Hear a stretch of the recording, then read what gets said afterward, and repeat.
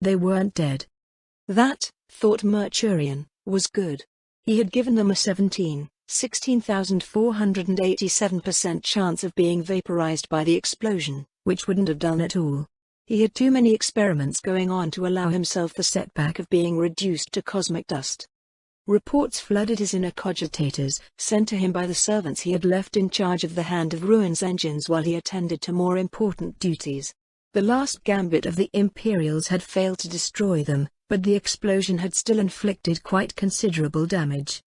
The dying blast of the Maleficence's reward had torn large portions of the Hand of Ruin's hull apart, exposing the softer parts beneath the armor.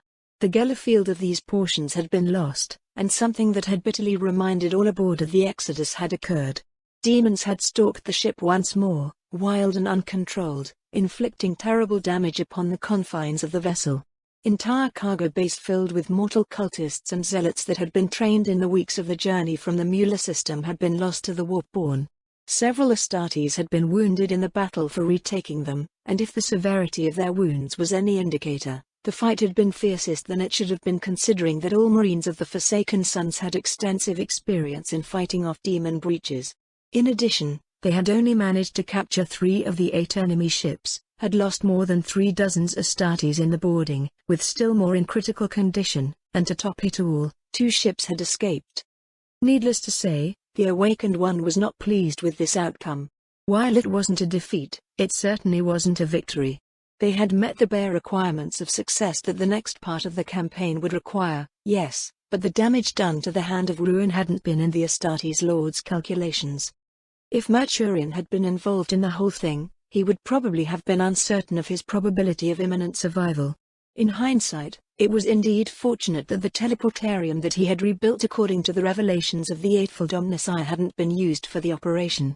According to the Awakened One, it lacked the flexibility required for the multiple teleportations aboard the enemy ships, and Mercurian had been forced to admit that his invention was indeed lacking compared to the psychic powers of the Coven.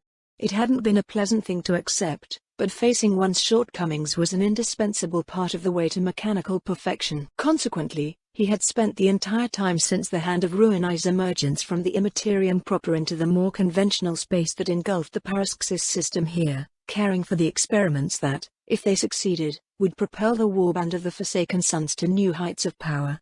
He wasn't the only one doing so, of course.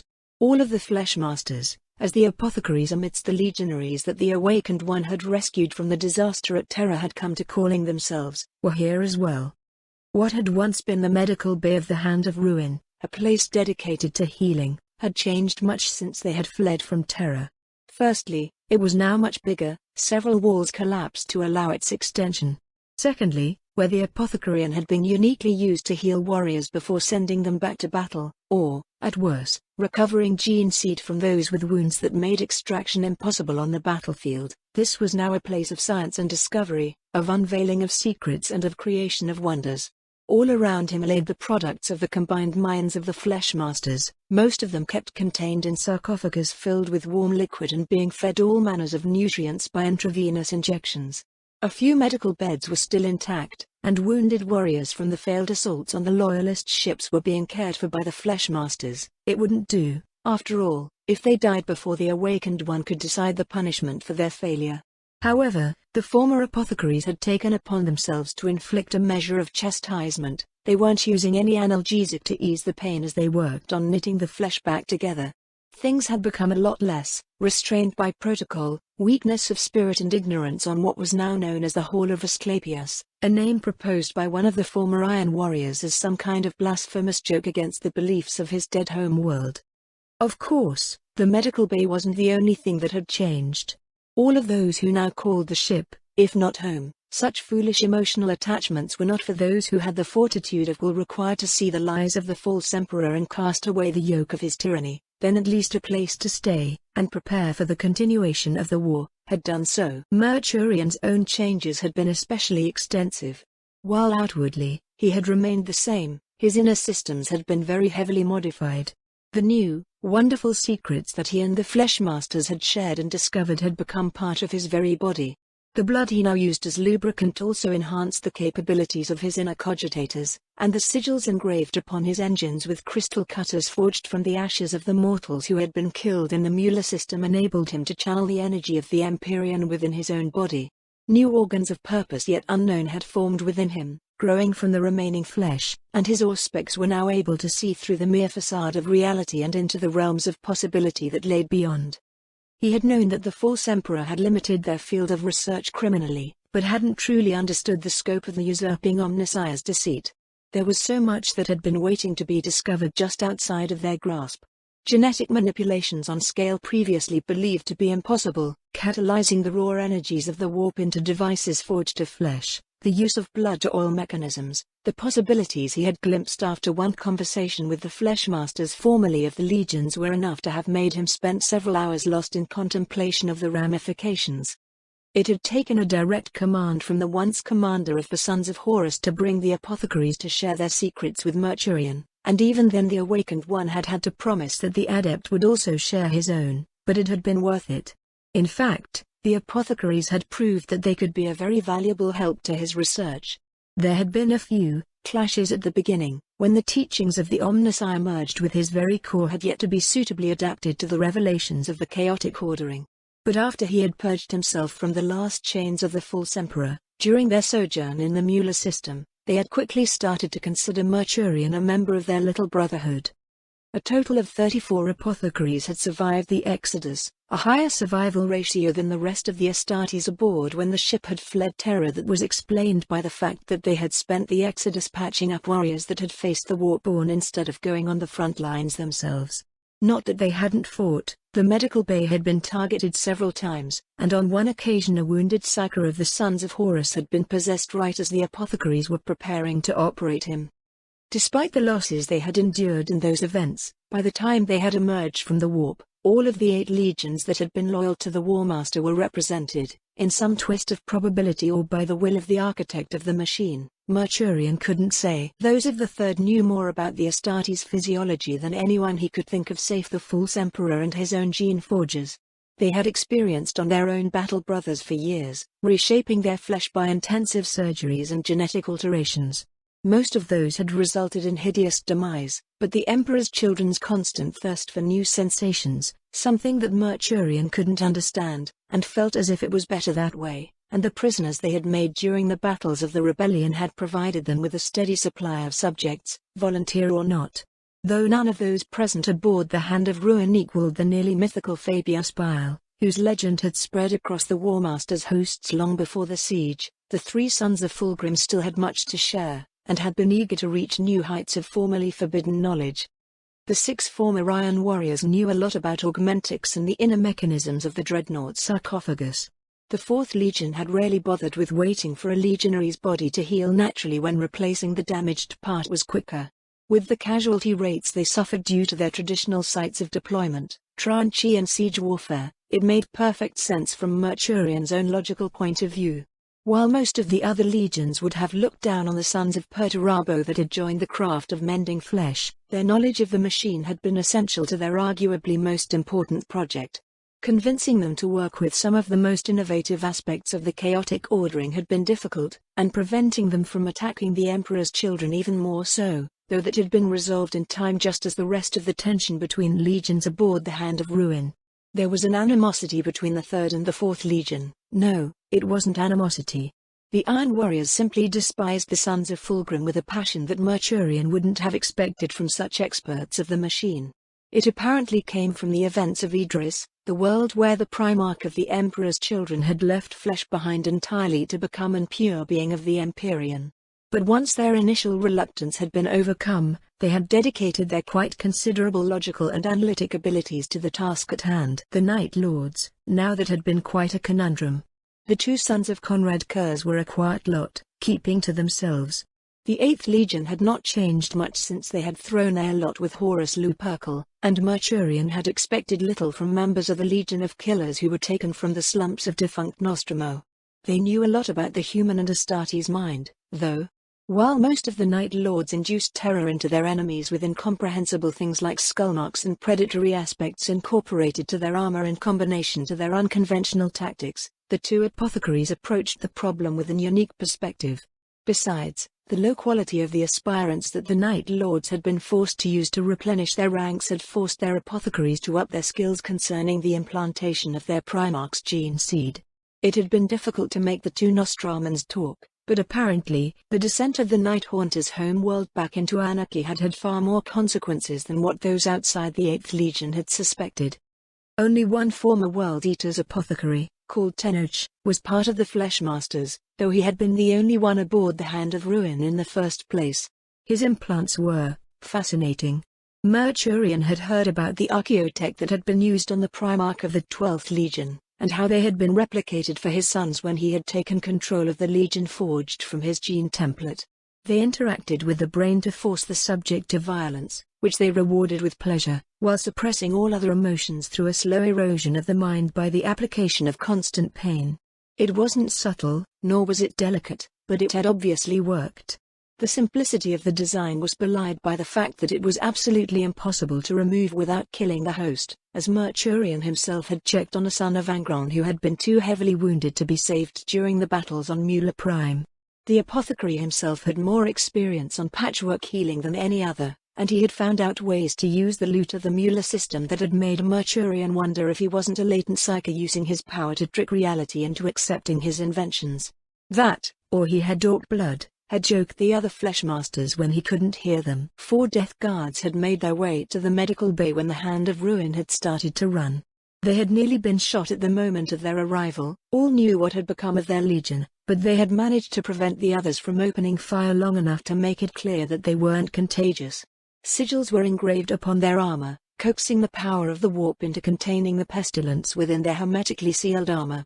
The 14th Legion had little need for apothecaries since the terrible choice their Primarch had made, but those who had survived the plague had also been those who had spent the most time desperately trying to cure it. Their knowledge of the ways viruses and pathogens could bypass a legionary's natural resistance was unmatched, for they had gained it by fighting a doomed battle against the one they now called their god, the Lord of Pestilence, one of the great powers that presided over the chaotic ordering. Master of decay and ruin, the Prince of Corruption had to be appeased so that both the flesh and the machine used in the experiments stayed as pure as possible, and the former Death Guards knew how to appeal to him. There was 1,000 son amongst the Fleshmasters, but his was an honorary position at best. He was much more useful as a member of the Coven, and shared his time between the Assembly of Sorcerers and the Hall. Perennifer, as the Astartes was called, had long been dedicated to the efforts of the Legion to stop the flesh change that had afflicted the Sons of Magnus. He had spent an untold amount of time trying to discover its secrets on the planet of sorcerers after the Cyclops had brought his remaining warriors to relative safety at the destruction of Prospero. Mercurian suspected that while the Psyker may have at first been attempting to find a cure to the flesh change, his interests had soon shifted into discovering how exactly it was that the Great Mutator modified the flesh of the Sons of Magnus. Perennifer had knowledge of the Astartes' physiology that rivaled that of the Emperor's children, and in some domains even surpassed it. His observations and experiments extended beyond the realm of mere flesh and into the nature of the soul, as inferior minds called the reflection of one's existence into the Empyrean. When the mutations had stopped, he had appeared both pleased, intrigued, and, according to Mercurian's analysis of transhuman behavior, disappointed. Of the 10 apothecaries that had been amongst the sons of Horus that Captain Demarian had gathered on the killing fields of Terror before their escape, only 5 had survived the Exodus. While the members of the 16th Legion were undoubtedly the greatest of the Space Marines, they also lacked the specialization that the other legions had gained during their centuries of existence. Thus, in the image of their Primarch during the war, they had become the unifying factor of the Fleshmasters, bringing their ability to combine and use different tactics to the experiments taking place in the Hall of Asclepius. They had learned the secrets of the other legions with avidity, and their loss of their Primarch had driven them to find ways to enhance themselves so that they wouldn't fail as he had. They were quite possibly the most reckless of them all, which was no small feat considering what the sons of the 3rd Legion were willing to do. Their pursuit of power, while laudable in Mercurian's opinion, was a bit too extreme, and they had to be watched to ensure that they didn't take too great risks. 7 apothecaries of the Word-Bearers had survived the Exodus. The sons of Lorga had been the ones who had first turned their back on the false emperor, though they had kept their new allegiance secret for decades, and in that time they had learned much. While most of what they shared was clouded in mysticism and superstition, Mercurian had discovered that the secrets of the warp they possessed were quite effective. They knew how to appeal to the entities that dwelled within the Empyrean, to bind them to flesh and metal. They had studied the physiology of the warriors of the Galvorbak and the effects of the warp on legionaries' bodies long before Warmaster Horus had been illuminated. They had had more time than any other legion to look into the infinite ways the powers of the Immaterian may be channeled into the material plane, and that made it well worth their tiring proselytism and obsession with rituals and offerings. Besides, while they didn't possess the psychic abilities required to perform it themselves, they knew the ritual that could transform a warrior of the legions into one of the terrible Galvorbak. None of the legionaries had volunteered for that transformation so far. And, given that only less than half ever survived, even after all the enhancements brought to the original ritual, which had consisted in tossing a legionary into the warp and pray for the best, there was little chance that the Awakened One would allow for the warriors under his command to risk their lives like that. Still, they had planned several experiments that used that concept. Last of the legions aboard the Hand of Ruin, the former members of the Alpha Legion were as much a mystery as ever. 6 of them had presented themselves to the Apothecarian when the first casualties of the Exodus had arrived, ready to help and share what they knew. One of them had died when his patient had suddenly burst apart under the effect of a delayed demonic spell, but the 5 remaining had taught much to the rest of the Fleshmasters. The 20th Legion had always used unorthodox tactics when waging war, and this was reflected by its apothecaries. Their surgery could reshape the face of an Astartes until he didn't resemble his former aspect at all, and alter his very body until he could pass for a mortal, though a very tall and muscular one. They also knew how to enhance the omophagia so as to extract more information from the flesh of a fallen foe, and could concoct an elixir from a legionary blood that gave humans the same strength and resilience as one of the Astartes for a short period of time. While the latest technique still required testing to ensure that this wasn't a particularity of Alpha Rai's bloodline, it could still be a potentially tremendous asset to the Awakened One if they could replicate it without the specialized equipment of their own ship's Apothecarian. Honored Adept, a word, if you please. Mercurian stopped attending to one of the sarcophagus, one containing a man who, according to the data displayed on the casket's control screen, had once been a soldier on Mueller Prime before succumbing to the warp's fury, being recovered by the Forsaken Sons, and chosen for testing the effects of scraps of gene seed when injected into full-grown males, and turned to face the one who had addressed him. He saw a warrior of the Legionis Astartes clad in green, scaled armor. With his new vision, he could also see that the armor pulsed with unnatural energies that made the former tech priest want to tear the device apart to study its mechanisms. He knew that the armor sustained its wearer entirely, in a perfect union of flesh, metal, and the power of the Empyrean.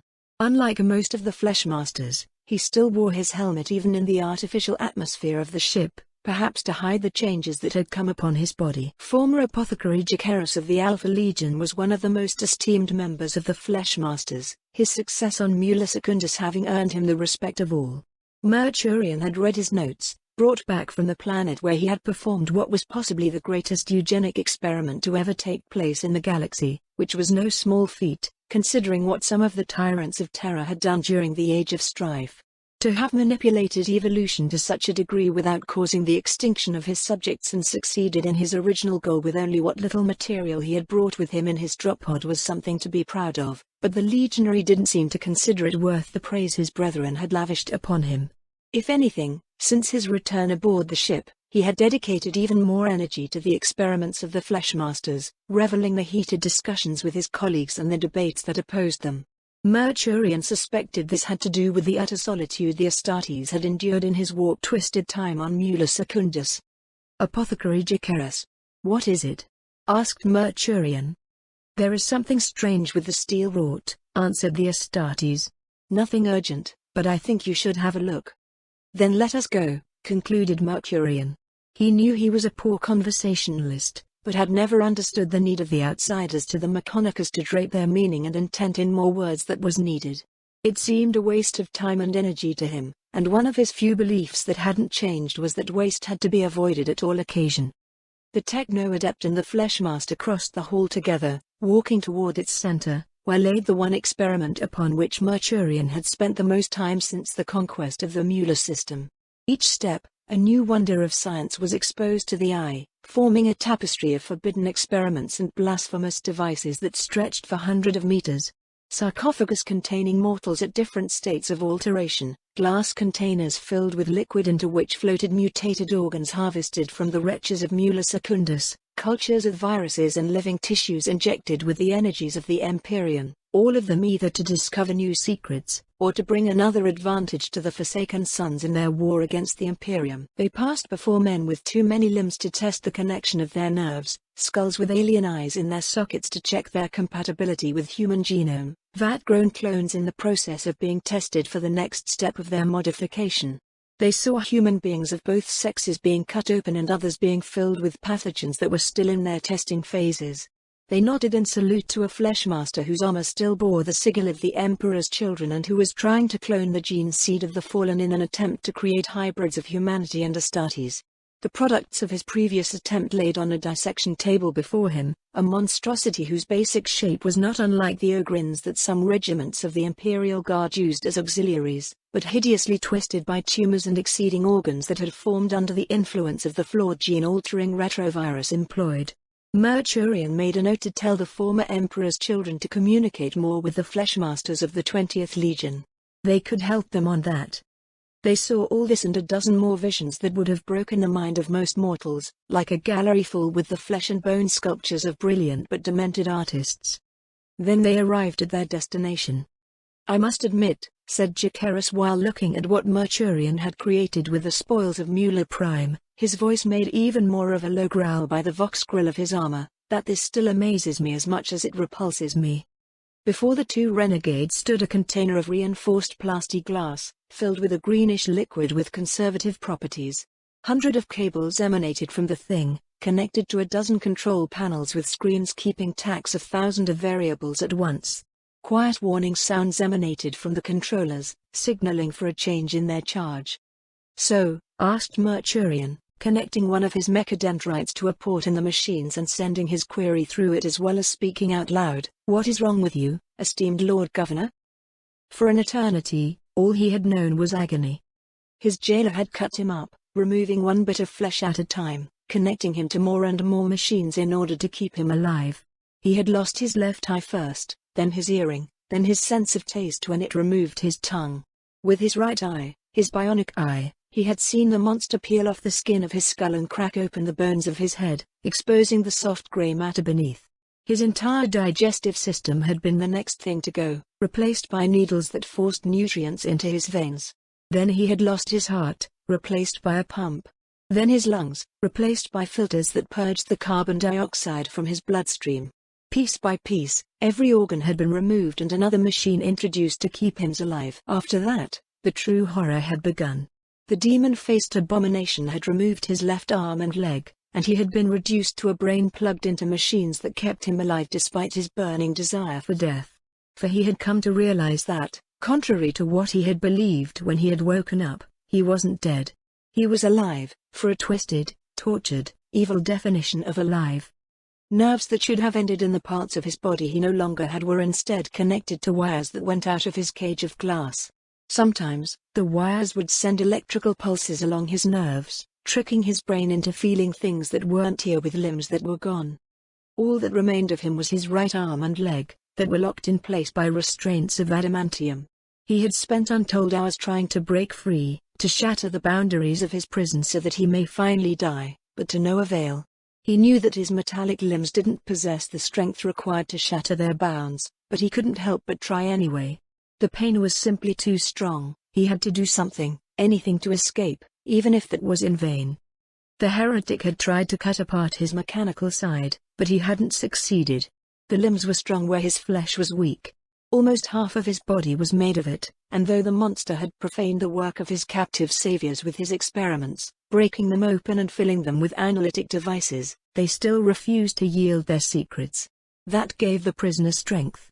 He struggled to emulate the fortitude of the iron that now made all of his true body, to not give in to the insanity that lurked at the borders of his consciousness. He had held on as the traitor ripped him open, resisting the forces bent on breaking him with a stubbornness that he had not known he possessed. Then the cables grafted to his mind had started transmitting other things than pain. Sensations from his left hand.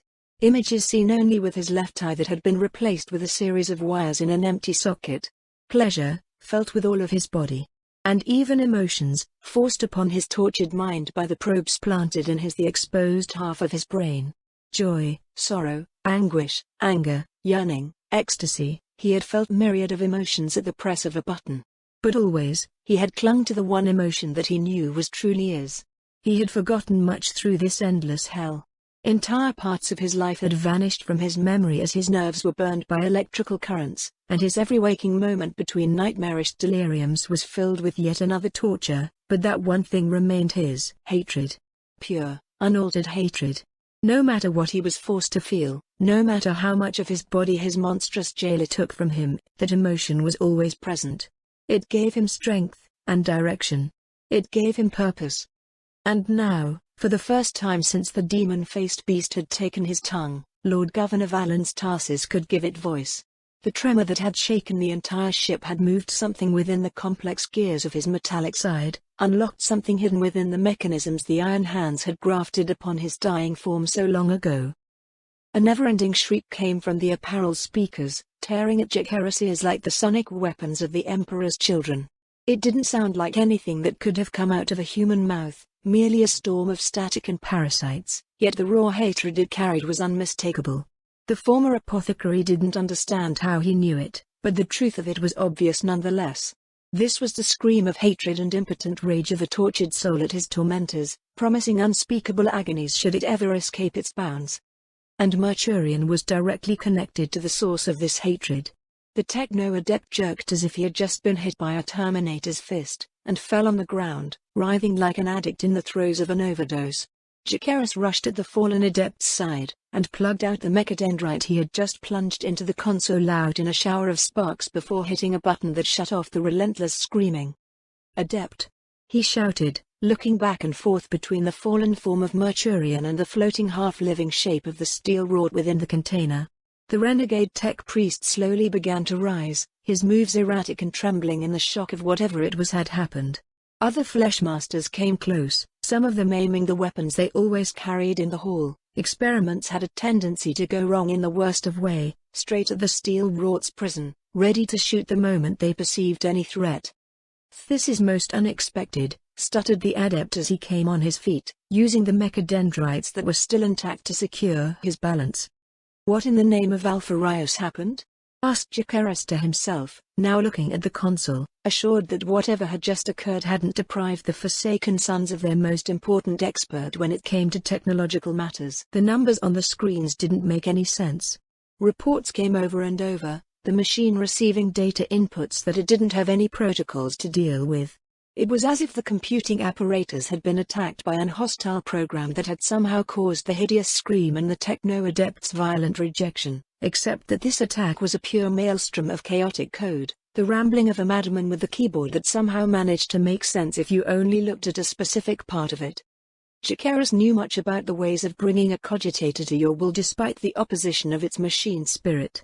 However heretical the notion may have been to the Adeptus Mechanicus, the Alpha Legion had never ignored such a powerful tool for gathering information. But this actually impressed him as much as it troubled him. "The steel wrought," he whispered, finally understanding what had happened. Mercurian walked toward him, gesturing for the rest of the Fleshmasters to return to their own activities. They couldn't let their own experiments go too long without being checked, and their bolters couldn't do anything about that situation. It wasn't as if the subject was going to suddenly break open his restraints and attack them with his barely functioning limbs. "What did you find out?" asked the techno-adept, his robotic voice utterly robbed of the inflections it had previously possessed by the onslaught his inner systems had just endured. "Our dear governor somehow found a way to send commands and actual signals through the systems monitoring his vitals and the circuits of his implants," answered Jacaerus, shaking his head. "That wasn't supposed to be possible, secret technology of the 10th Legion or not." "That was sooner than I expected," said Mercurian. The former Alpha Legionary turned toward the renegade tech priest, stupor clear in his tone. "What? I knew that this would happen sooner or later. The human mind, for its many weaknesses, can be surprisingly adaptable. Given only one way to express itself, It was certain that at some point in time the subject would find a way to manipulate the only way he had of interacting with the rest of the material plane. Now, the true purpose of the experiment can begin.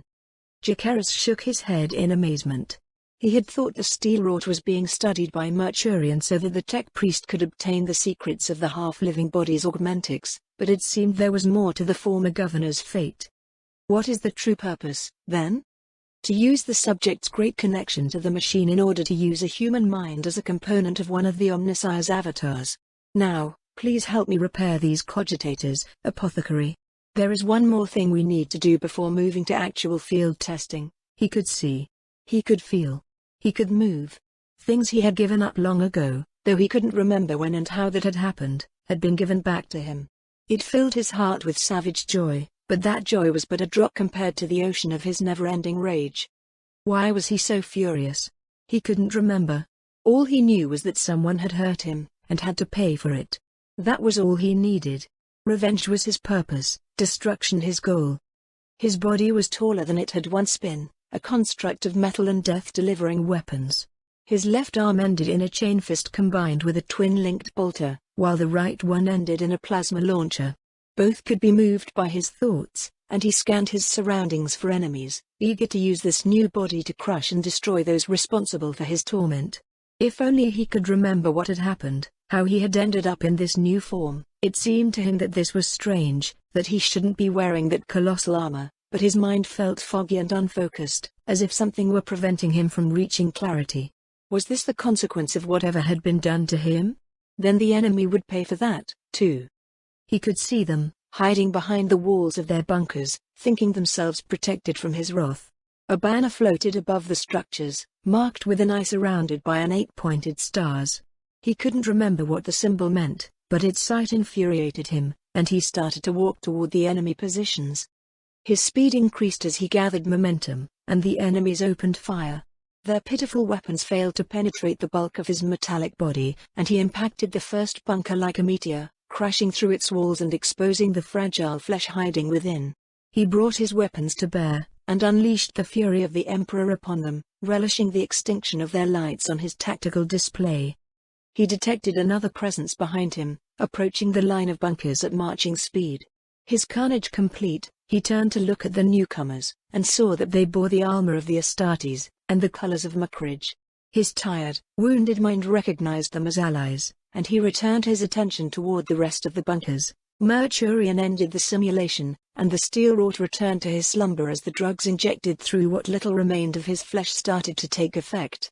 The techno-adept nodded to himself, and Jacaerus could tell that he was satisfied with how his program had managed to deceive the senses of the steel-wrought after breaking his mind with one last concentrate of hallucinogens and electric shocks. He sent a command to the machine before him, and an image appeared on the screen. It was the image of a dreadnought with several modifications from the standard pattern, built together from the salvaged pieces of different machines. The image rotated slowly, runes appearing to indicate each of the updates that would be needed according to the analysis of the simulation's data. "How long have you been working at that thing?" asked Jacaerus, with a trace of awe in his voice. "From the moment the Awakened One brought me this specimen, I knew this was a possibility. And since no legionary aboard the Hand of Ruin has expressed his will of being placed within a dreadnought unit should he ever become unable to wage war in a conventional manner, though I cannot understand why your kin would refuse such glorious transformation, I deduced it the most logical course of action." Jacaerus shivered, an action that had nothing to do with his armor heat-draining properties. The Hall of Asclepius was cold, but he had refilled his armor's energy pack before returning to its refrigerated confines. No, the shiver had been caused by the prospect of such a fate. Being entombed in a dreadnought had once been considered an honor in most of the legions that had sided with the War Master. It was, after all, the opportunity to continue fighting even in death, to lay waste upon the Emperor's foes in the form of a titan of legend, clad in metal and death. But things had changed after Horus had declared rebellion. Jacaerus wasn't exactly certain of what had caused the general fear. That was the only word that now filled the legionaries at the idea of becoming one with such a machine. Perhaps it was due to the fact that they no longer had the ideal and dream to which they would have once clung, having seen them as the lies they were. Perhaps it was the fact that war was all the Astartes were, and to have it become a remote thing, felt only through the data feed of an engine, was anathema to those who had embraced that purpose? Perhaps it was a cruel joke played on them by the dark gods, who now held their fates in their hands. Perhaps it was because of all of these reasons, and none of them. It didn't matter. No one amongst the Forsaken Sons would be interred willingly into a dreadnought's coffin. They would rather die than endure an eternity of battle as an undead machine. You were probably right, he finally answered. So? How do you think to use this? He may have attacked these soldiers, but only because you made them wear the War Master's insignia. The moment we let the Steel-wrought in control of a dreadnought on the battlefield, he is going to turn against us. I am working on a system that will twist the subject's perception of reality, explained Mercurian. The machine spirit will receive the information about its surroundings, and transmit it to its host only after it had been suitably revised. Revised? Servitors approached and began to disassemble the apparatus that was connected to the Steel-wrought. With a blur of binary from Mercurian, they hastened their work, as if working under a strict time limit. Jicaris understood. The servitors were preparing the floating brain to be transported to the Techno-Adept's private laboratory, where he would implant it into the modified dreadnought that was waiting for its pilot. And since the former governor depended on the machines to survive for any length of time superior to the short autonomy of his prison's independent systems, time was of the essence to ensure that the experiment wasn't lost at the final stage. The Fleshmaster could understand the feeling. He had felt the same during the last phases of his work on Mula Secundus. Secure in his knowledge that the Steel-wrought was being taken care of with all due haste, Mercurian turned from his console to look directly at Jicaris, and the Fleshmaster felt a thrill of excitement mingled with horror when the tech priest answered his previous question. He will see loyalists as enemy target, his vision twisted so that they appear to carry the emblem of the War Master. And the units under the banner of the Forsaken Sons will be identified as loyalists, troops from the legions that have failed to see the truth of the Eightfold Omnissiah. For a moment, Jicaris could only stare at Mercurian. He was glad he was still wearing his helmet. He didn't think he could have hidden his shock and horror if he had been bareheaded. The Alpha Legion was familiar with deception. They had used disguise to infiltrate loyalist positions during the war, and a squad had even managed to approach Gulaman himself, though the assassination attempt had failed. But this was downright cruel. Oh, the Astartes was aware of the hypocrisy of such an opinion. His own actions were more than enough to warrant his damnation 1,000 times over. But though he had shaped the lives of tens of thousands with his work on Mula Secundus, he had still accounted for a measure of free will in his experiment, the possibility of choice that could destroy even the best laid plans. The young taken aboard the ship would have to choose whether or not to become legionaries. No amount of conditioning could give a man the force to endure the implantation procedure if he did not possess the will to do so. To force a loyal servant of the Emperor to fight to make him appear a traitor in the eyes of his victims. Fleshmaster Jicaris? Asked the Techno-Adept. Is there something wrong? The legionary shook his head. It was foolish to judge the other renegades' actions. They were all traitors now, and had already broken their most sacred vow, turned from the most important oath. They had done so in the name of many things, different for all those who had kneeled before the War Master's banner, but that they had all deemed important enough to deserve such a sacrifice. And if these reasons were worthy such an ultimate act, then what were the destruction of ethics and the surrender of morality in comparison? They were traitors, renegades, heretics. The word hung heavy within Jicaris' mind. It had been spat at him by the loyalists at Terra, as a way for the defenders of a doomed Imperium to set themselves up at the righteous in a war that had no right side. It was an old word, one that had been abandoned at the dawn of the Great Crusade alongside the superstitions of the past. It meant, the legionary remembered, anyone who does not conform to an established attitude, doctrine, or principle. Then yes, they were heretics. They had turned from the lies of the Emperor, his so-called imperial truth that was nothing but a blanket of ignorance and denial of the universe's dangers. The Alpha Legion had known the falsehood of that truth long before the War Master had risen his rebellion, but the commanders of the Legion had thought that it made the defense of mankind easier, and that the Emperor had to have a plan that would make the Imperium secure from the threat of the Walk. They had been wrong. There was no plan. Only the delusion of godhood of a false prophet that was ready to send humanity to its doom rather than make the necessary sacrifices. And thus, Alpha Rias Omegon had made his choice, to side with the War Master, and bring Horus Lupercal upon the throne of Terror as the true Emperor, so that he would do what was needed for mankind's ultimate victory. In comparison to such a thing, to such a betrayal, no matter the reason behind it, what was the torture of one soul? What did the fate of Valens Tarsus matter? The answer was clear, and Jacaerus felt a great weight that he hadn't known was there lift from his shoulders as he realized that. "It is nothing," he answered. +3 hours before the Forsaken Sun's planet fall on Paraxis Beta+. Killing his commanding officer had been easier than he had thought it would be. Strangely, that was the only thing Albert could think of as he watched the body of the colonel fall to the ground, dead before his face touched the floor. The excitation that had filled him in anticipation of the kill was gone, the adrenaline vanishing from his veins, replaced by a sudden fatigue. The serrated blade in the trooper's hand was covered with the blood of the man he had just killed, a man that had commanded every aspect of Albert's existence since he had been pressed into service of the army 3 years ago. It seemed to him that the old man should have died harder, that he should have struggled, perhaps even fought back. Instead, the Xeno's weapon had passed between his ribs and pierced his heart, a clean, precise kill the like of which Albert had done dozens of times back in the slums of Paraxis. It wasn't special. He had expected more, but it was just like every other man he had killed. There had been no thrill to the murder, no reward from his patron for an action he hadn't undertaken before. The only difference had been the preparations that one death had required, and though he had savored the experience of plotting his superior's murder, this was still a disappointing ending. The room was spacious, enough to make Albert rage at the memory of how he and the rest of the troopers were packed like cattle in their dorms. In one side was the camp bed on which the colonel had slept.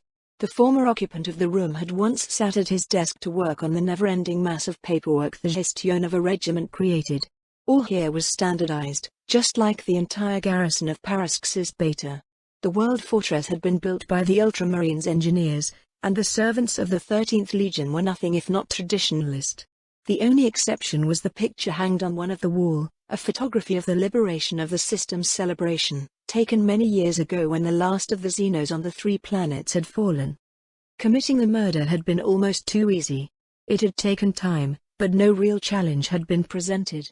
A key to the building stolen while its owner slept after laying with one of the cult's most talented women, a password reconstituted from having seen someone type it hundreds of times from behind by using the perfect memory Slanch had given one of their adepts, and a knife found in the sands of this lost world then bathed in the blood of 6 human sacrifices to ensure the favor of the profligate one was all it had required. That was disappointing, but also relieving.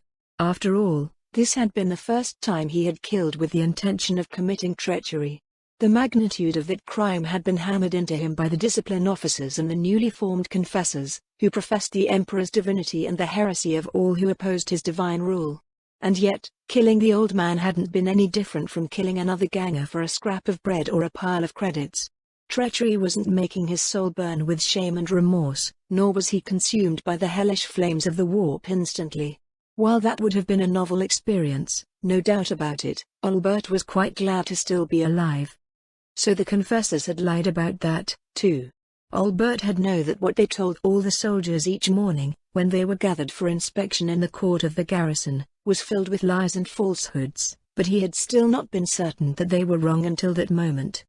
Now at last, with definite proof that the Imperium was lying, he could be sure that the decision he had made was the right one. Albert quickly looked through the dead man's desk, and took the thing he had come to steal, the access codes to the Void Shield's generator. Now, it was time to return to where Serena and the others waited for him. As Albert started to turn from his victim's corpse, however, a flash of inspiration struck him, and he began to carve at the skin of the dead man's forehead, painting the emblem of the Dark Prince in the colonel's blood. While he enjoyed the way the blade cut the fragile, wrinkled skin, each incision sending a new jolt of pleasure through his body as the blessings of the Dark Prince rewarded him for it, his mind went back to that day when he had made the first step on the path upon which he was now irremediably engaged. Plus 66 days before the Forsaken Sun's planet fall on Paraxis Beta+. The dream was unlike any other he had ever had before, and he had had strange dreams. He had dreamed when hungry enough that his stomach felt like it was trying to consume itself, dreamed while the latest cocktail of drugs created by the Underhive's gangs ran through his veins, and dreamed while his body was struggling to heal the damage the combat drugs of the Imperial Army were causing to his organism. He was used to the nightmarish visions that narcotics caused to the human mind, and he had even dreamt under the stirring skies of a planet trapped within a warp storm. But this dream was different, and no matter how many times he saw it, he could never grow used to it.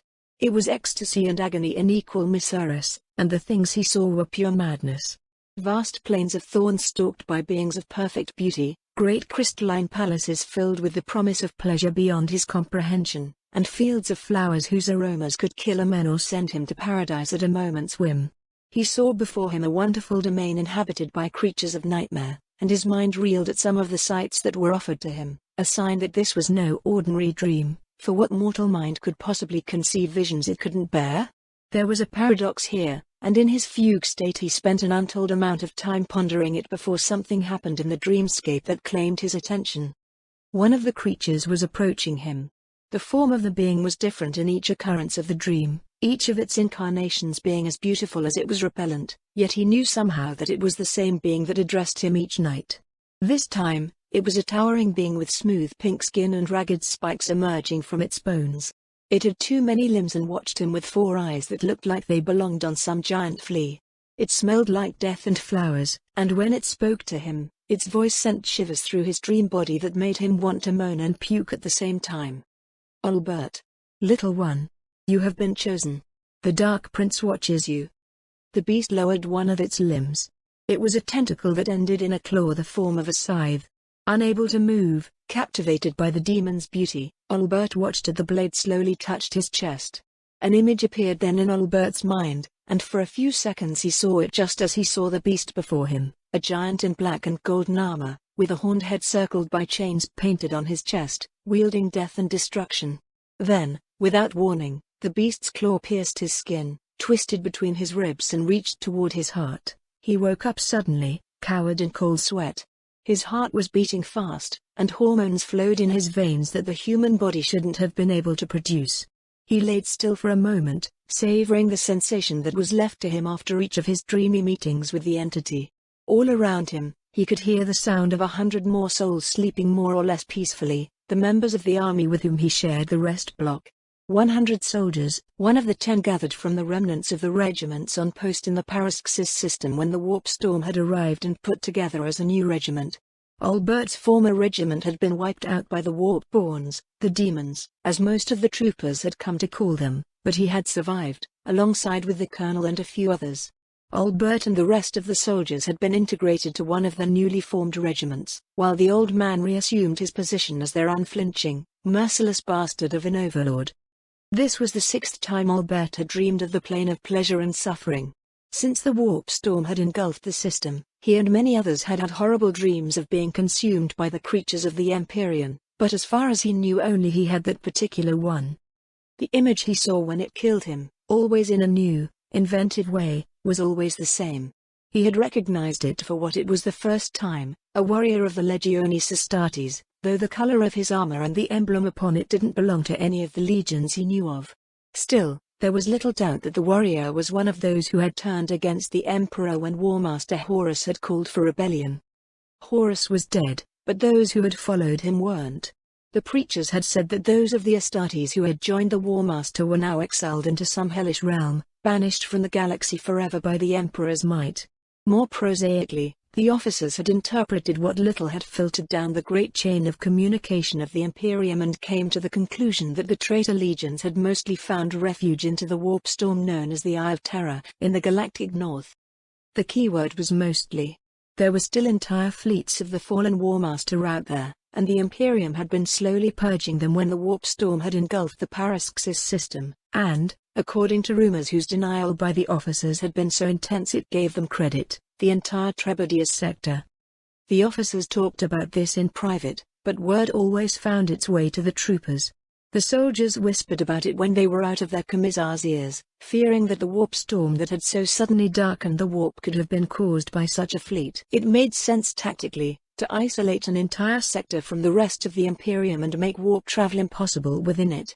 If the traitors were able to journey through the storm, and word from the ships in the system which had faced them said they could, then they would be able to target each system at will.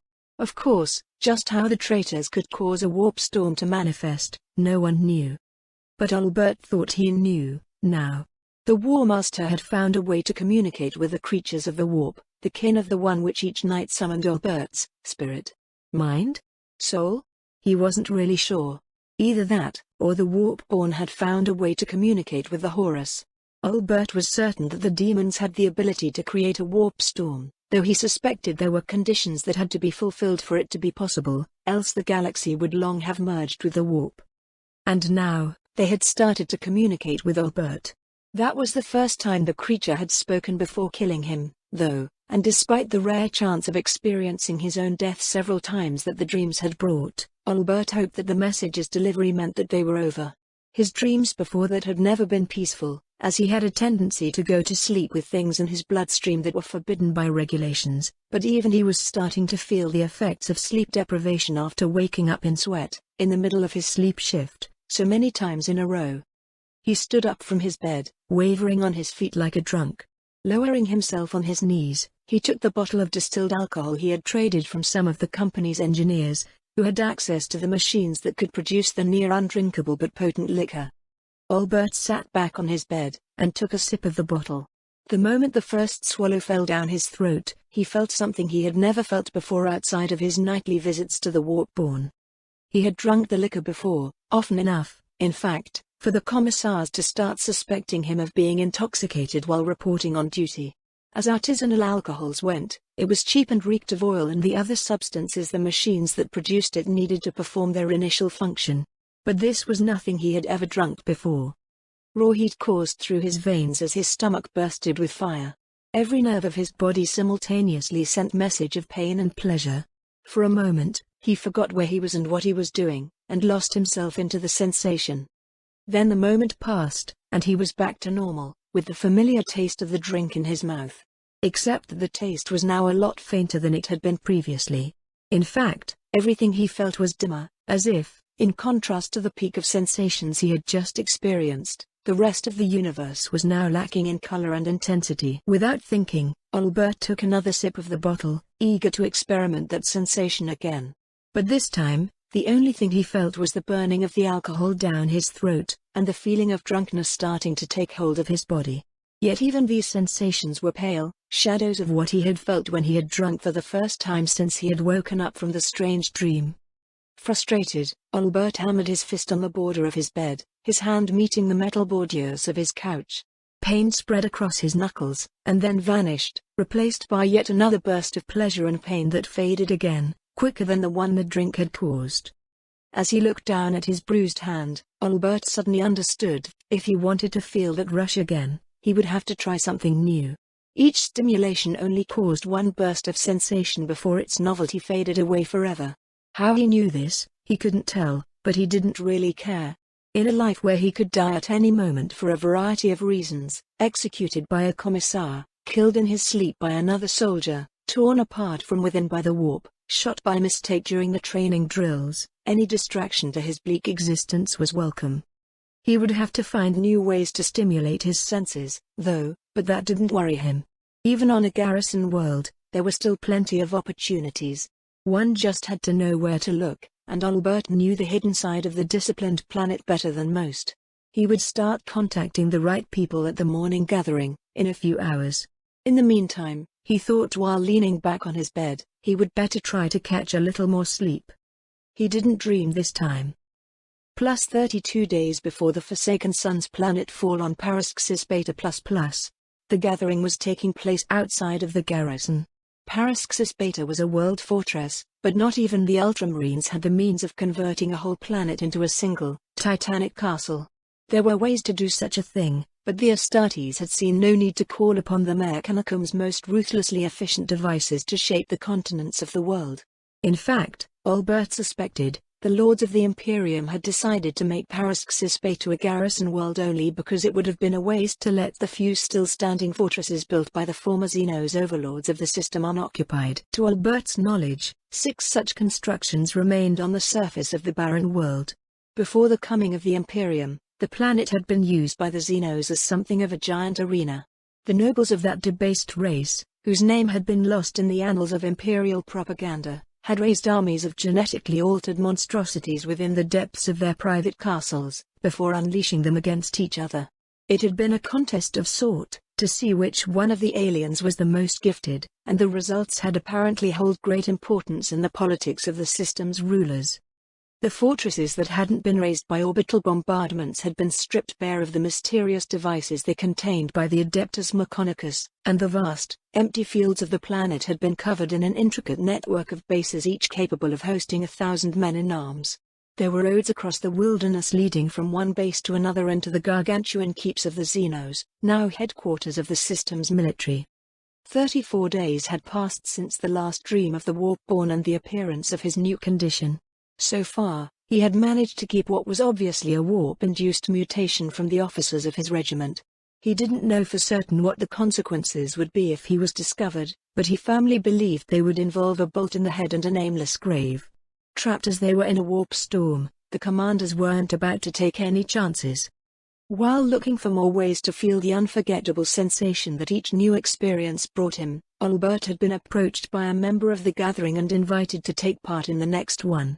The man wasn't unknown to him. He was another of those who had been press-ganged into service when the troops in the system had started to rebuild their strength at the end of the heresy.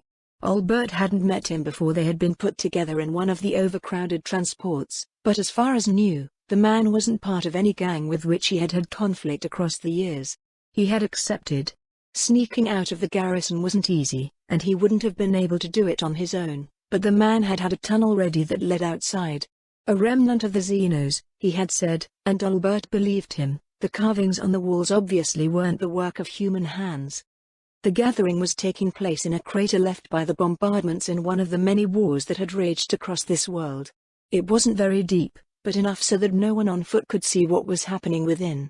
Watchers were spread out, ready to give warning if someone who didn't intend to join the revelry approached, although what good that would do, Albert couldn't begin to guess. He descended into the crater, looking around. There were 100 people or so from the garrison here, drinking, smoking and indulging into whatever acts of debauchery their minds could conceive. He recognized some of them from his time as a ganger on Paraxis Alpha. Most were rank-and-file soldiers, troopers who, like him, had been forced into service. But a few were officers, 3 sergeants, and a captain. Most surprising of all, there even was a commissar. Rainer Stein, one of the toughest sons of Hor in the regiment, was down there, his hat put away, drinking from a bottle filled with 50 degrees alcohol.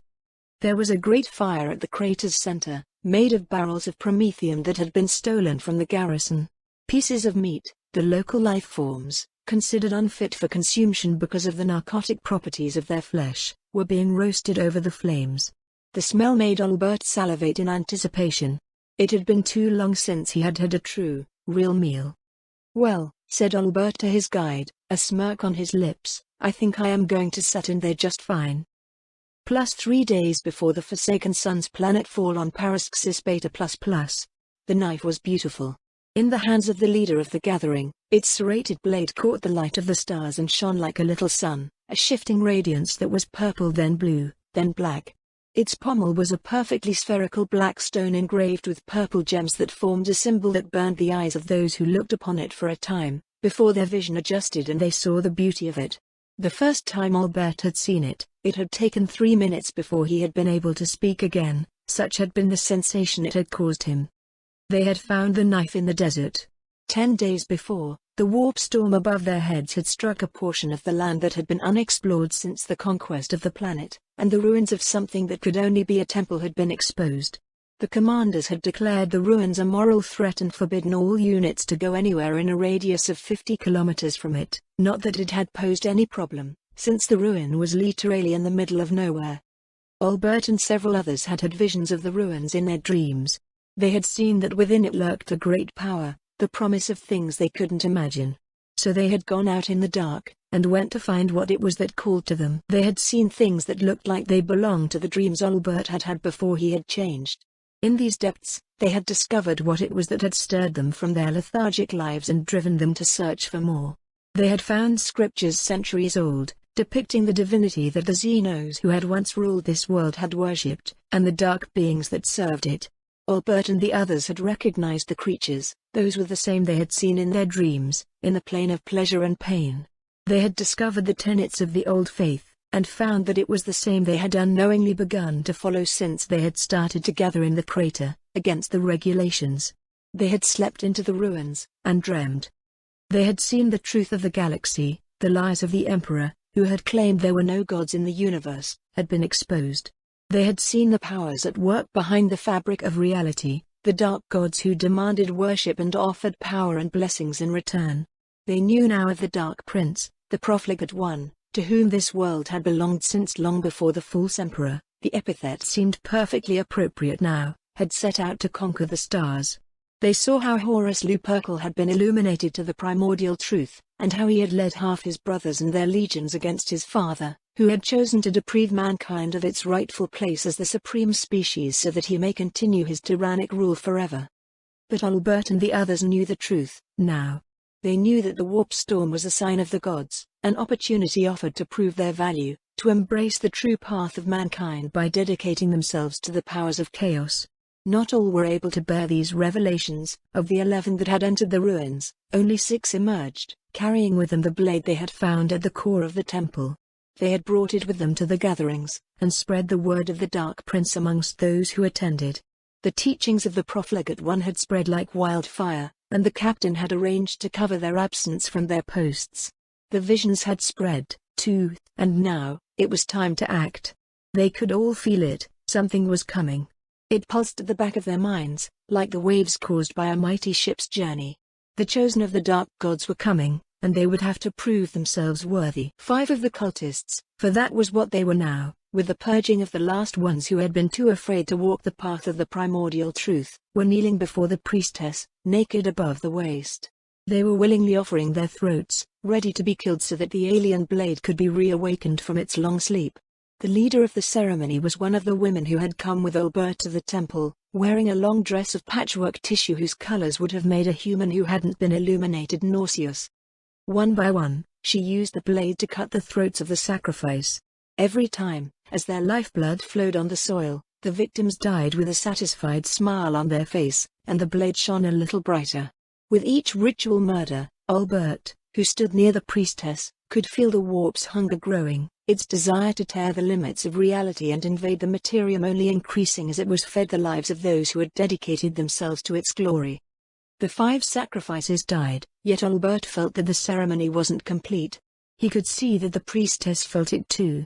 Then, suddenly, she lurched at him, blade held high, intending to kill him to complete the ritual. With a snarl, he caught her arm as the dagger was halfway to his chest, and forcibly took the blade away from her. His heart beat with adrenaline, his mind reeled under the pulse of the Empyrean, and he knew what he had to do. With one smooth motion, he pierced the woman's chest, and stabbed directly at her heart. They stayed fixed for a moment, looking like 2 lovers embracing each other, then she fell and died, the same smile on her lips as the other sacrifices. A wave of pleasure spread through Albert's body at the sight of his victim, and he knew that the profligate one was pleased with him. The rest of the gathering roared their approval at his murder. Looking at them, Albert raised high the Xeno's blade, basking in the crowd's adoration. The time had come, and they were ready. The blood of the unworthy would be the baptism of their new faith, and he had just the perfect target in mind.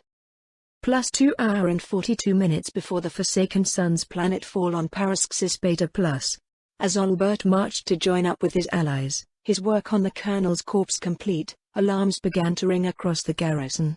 These weren't about the colonel's death. Albert recognized the pattern as the one used to warn that a battle was ongoing in space, and that they had to prepare themselves for orbital bombardment and ground assault if the fleet failed to defeat or repel the enemy. The rebel quickened his pace, eyes locked in front of him as if he was rushing to his post. He passed next several soldiers, who were looking panicked and rushing toward their post. After a few tense moments, wondering if he was about to be shot at each step, Albert opened the door of the storage room where he and his complices had planned to meet. Albert closed the door behind him and looked at the rest of the group. There were several dozens of them. They were still wearing their army uniforms, but if any commissar had seen them, they would have been put to jail at least. The insignia of the army had been ripped off all uniforms, as had been any marking of rank. The authority they may have been granted by mortal instances was meaningless in the eyes of the Dark Prince, and so they had to start as equals, even though that wasn't actually the case. Sleeves had been cut, revealing skin that was often covered in tattoos or self-inflicted scars. Piercings were spread all over their bodies, with no regard given to the possibilities of infection, a very real threat on a world like Paraxis Beta, where many commodities of life had been lost after the warp storm had played havoc with the machine spirits of the base's installations. But the most visible mark was the fevered, impatient, hungry look in the eyes of those gathered here. These were men and women who had seen beyond the pale trappings of matter that fools called reality and looked into the wonders hidden past the limits of their senses.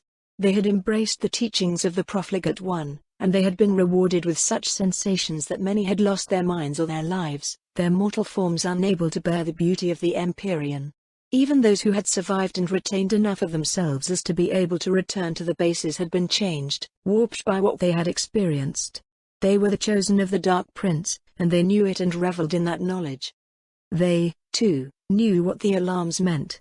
It meant that Albert's visions had come true, that the demigods that served the Dark Pantheon had arrived. Soon, the ships of the fleet would be lost, and the attackers would move on to assault the system's planets. All across the planet, troopers were running to battle stations, while the giant cannons that were able to strike even spaceships were being crewed. The orbital platform would also begin to prepare. The well-oiled machine of war was moving to accomplish its purpose, repelling and crushing the enemies of the Emperor. Unfortunately for the false god's tyrannic imperium, a few cogs had decided otherwise. Albert and the men and women he was facing weren't the only cell on the planet. They didn't coordinate in any fashion, but they had communicated in the past, meeting in the plains and trading what meager reserves they could scavenge from the Imperial war machine. Albert didn't know how many of them existed, but he knew that all of them would have started to take action as soon as the alarms had reached them. "It is time," he said to the others. "The Great Ones have arrived, as it was promised to us. Now, we no longer need to hide. We no longer have to restrain ourselves. My brethren, it is time to prove our devotion to the Dark Prince." His voice started to pitch up, and his breathing quickened as the cultists started to whisper between them. He could feel the exultation that filled them, the savage anticipation. It filled him too, and as he kept speaking to them, he felt the familiar rush of pain and pleasure build up within him, ready to be released when his speech was over. "The servants of the false emperor shall fall by our blades, their lives in offering to the Profligate One.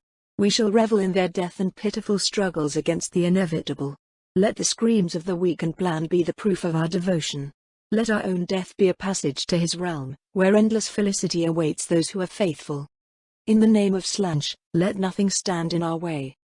The name bursted from his lips, seemingly conjured from the depths of his very soul.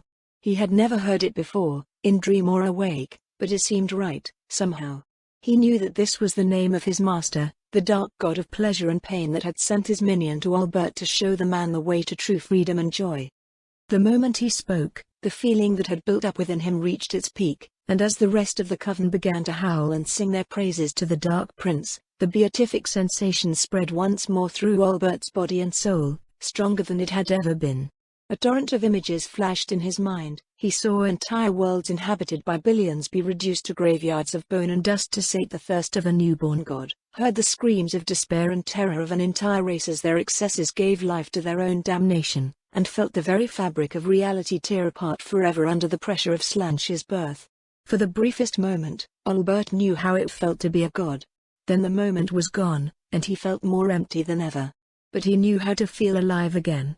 The Xenos blade in his hand, he ran out of the room, followed by the other cultists, eager to slaughter his way across the base. His uniform was still clean, unmarked, but had to change. Plus 10 minutes after the Forsaken Sun's planet fall on Paraxis Beta Plus. The skies were aflame with war. The batteries that hadn't been deactivated and whose crew was still alive and loyal were shooting all they had to the invading transports. Sometimes they would get a lucky hit and send one of the slowest and most clumsy crafts crashing to the ground, but most of the time, they missed. The defenses of the fortress depended too much upon the mass firing it could deploy at its full capacity in order to make sure to hit, and without it, the heavy guns were simply too slow. Add to that the sudden loss of contact with the orbital platforms, and Paraxis Beta was almost entirely defenseless against the Astartes' assault. Albert and the rest of the coven could hear the desperate reports from all over the planet. The forces that had remained loyal to the false emperor were still fighting, a desperate struggle that was doomed to end in their death. Albert did not pity them. They could have done what he had, and sided with the Great Ones, yet they had foolishly chosen to keep clinging to that false faith the priests had spread amongst them like poison. They deserved whatever fate awaited them. One of the crafts started to move toward their position. It was one of the Thunderhawks, the transports of the Astartes. While some of the crafts that hovered in the skies were civilian transports adapted for their new purpose as troops carriers, the Space Marines only traveled on Thunderhawks, or their rarer, older counterpart, the Stormbirds. The movements of the craft were fluid and precise, and when Albert saw that it was piloted by a mortal, a spike of jealousy rose in his heart. To command such an engine of war and destruction, to soar the skies as a predator delivering the angels of death upon the battlefield, it must be magnificent. One day, he swore, he would feel that sensation too. The bay door of the Thunderhawk opened, and several giants emerged from its depths. They moved slowly but with purpose, each of them taking position to cover the one they were sworn to protect.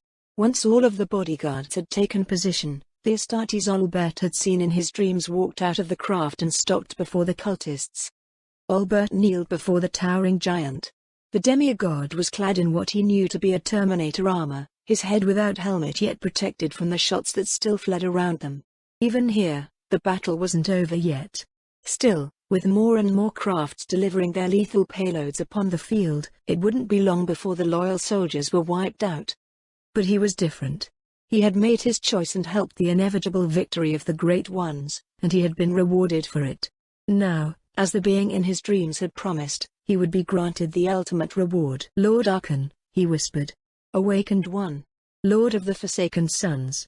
You honor us all by gracing us with your presence on this worthless world." The shiver he felt at daring to speak in the presence of the demigod was delightful. The giant reached with his clawed hand, and placed a deactivated talon under Albert's chin, forcing him to raise his head. Albert's gaze was drawn to the Astartes' eyes, as cold as the void and as unforgiving as the fires of a sun. He felt as if the giant could see through his flesh and into his very soul. It was a new experience, and as such he had to savor it. Still, when it ended, he couldn't deny that he was glad it was over. Then Lord Archon spoke, his voice sounding like the very promise of damnation itself. "What is your name, mortal?" I am Albert, Great One." Archon shook his head, slowly. "That was your name, before you embraced the teachings of the profligate one. But the Dark Prince is not one who would accept the man you once were in his service.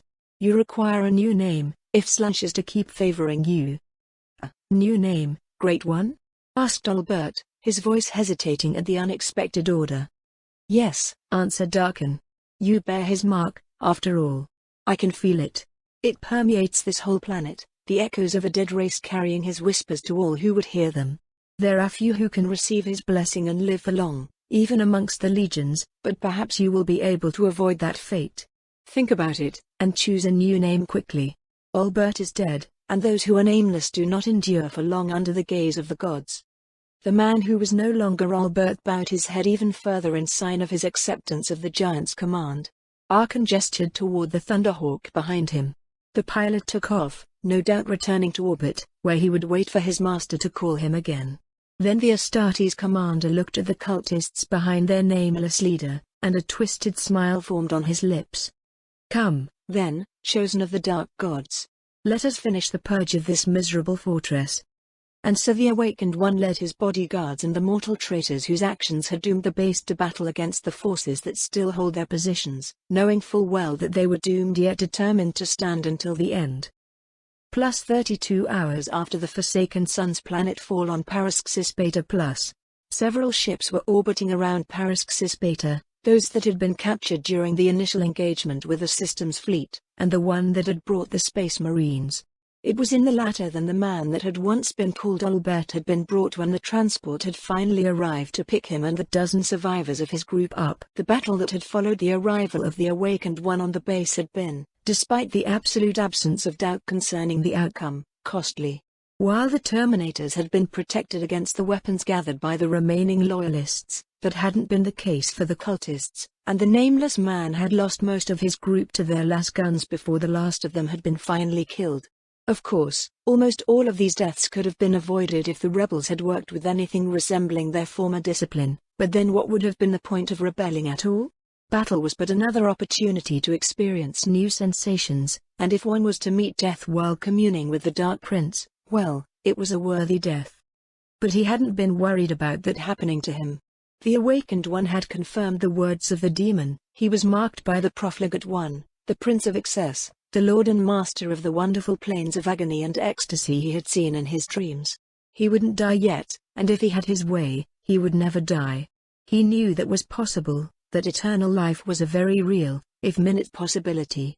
If he could impress his worth enough on his dark patron, then the reward would be an eternity of sensations, of enjoying all the pleasures there was to find in the galaxy, some of them he couldn't even begin to imagine for now, but which would be revealed to him as he progressed upon the path of excess.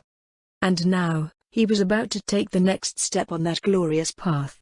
He stood naked before an open and empty sarcophagus, in what his new masters had called the Hall of Asclepius, a realm of horrors and wonders such as he had never dreamt existed in this bleak reality. The sarcophagus was taunting the nameless man, a gateway to realms of sensations and emotions yet unknown. He didn't know what exactly the Fleshmasters would do to him. There were too many different things strapped on the tables or incubating within glass tanks filled with liquid for him to divine which of them had gone through the same process he was about to, or even if any had.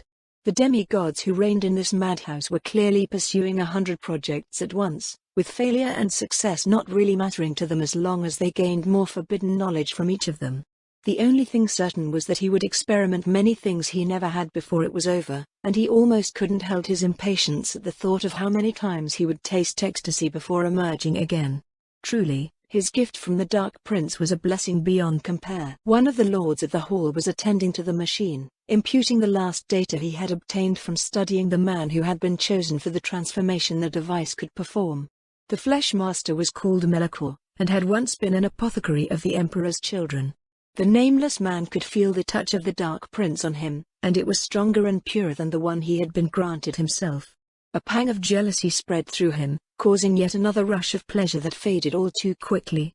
Envy of the Astartes was an all too common thing, and the new reason for that jealousy wasn't enough to truly stimulate him. His work on the machine over, the Space Marine turned toward the mortal. His armor was covered in scraps of parchment covered in notes about things the nameless man didn't know and sigils that he understood all too well. There wasn't a single spot of his armor's ceramide that could be seen beneath the cover. Melkor's face was a sight that would have reduced most mortal to a gibbering mess, and 3 of the nameless man's group had died of fright upon seeing him for the first time, their amplified sensations and emotions finally killing them by stopping their heart in one final impulse of pain and pleasure. It was, by any definition of the word, flayed, the muscles and nerves exposed. This would have been disturbing on its own, but the skin that had been removed was kept a few centimeters away from the flesh by wires that were either biological or technological in nature. The nameless man couldn't tell. The wires were drilling into the bone of the Astartes' skull, and one could see the small blood vessels within the skin. They were still active, keeping the flayed face alive, though whatever was flowing through them was too black to be blood. As Melkor looked down upon him, the man caught a glimpse of a portion of the giant's face where skin was beginning to form again, the prodigious regenerative ability of his metabolism healing the damage he had done to himself.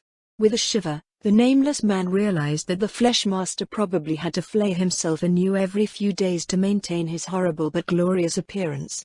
"It is ready, mortal. Before you go in, though, I need to know your name." "What do you care, Great One?" "Nothing. Perhaps you will live. Perhaps you will die. It is of no concern to me, for both outcomes will yield much data for the rest of us. But it is standard procedure that each of the subjects be named, so that we know which experiment we are talking about. You aren't one of the prisoners or one of those who have entirely lost their mind to the warp, or at least you don't seem to be, so you must have a name. Give it to me." The nameless man paused for a second. He had thought of a name, of course. He had thought of it during all the boring, tedious, interminable 10 minutes it had taken the transport craft to get them aboard the ship. He had long decided what would be the name under which his true legend would begin. It was the name of a once famous drug lord of the underworld of Paraxis Alpha, who had commanded dozens of smaller gangs for almost a century before he had finally died in an assassination that, to the surprise of all involved, None of his many enemies had claimed, not even the Adeptus Arbits. It had a long history but no remaining family, and was suitably intimidating.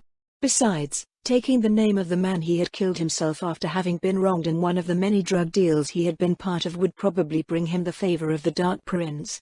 Even back then, before he had received the gift of Slunch, he had enjoyed that hunt like nothing else in his life, reveling in the careful planning and infiltration that had allowed him to access the drug lord's inner quarters.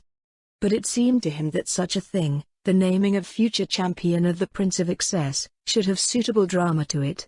He should announce his name after emerging from the sarcophagus, reborn in a new, superior form, ready to strike down his enemies and claim ever more glory for the profligate one. Perhaps, though, this would be just as appropriate. He was about to enter the sarcophagus. A new being would emerge from it. He didn't know the details of what it would do to him, but he knew it would make him stronger. It had a chance of killing him horribly, but what was life without risk? He stood at the threshold of death and rebirth, and a new name would only reinforce the importance of that rebirth. Yes, this was a moment of great importance to his future legend. Your name, mortal.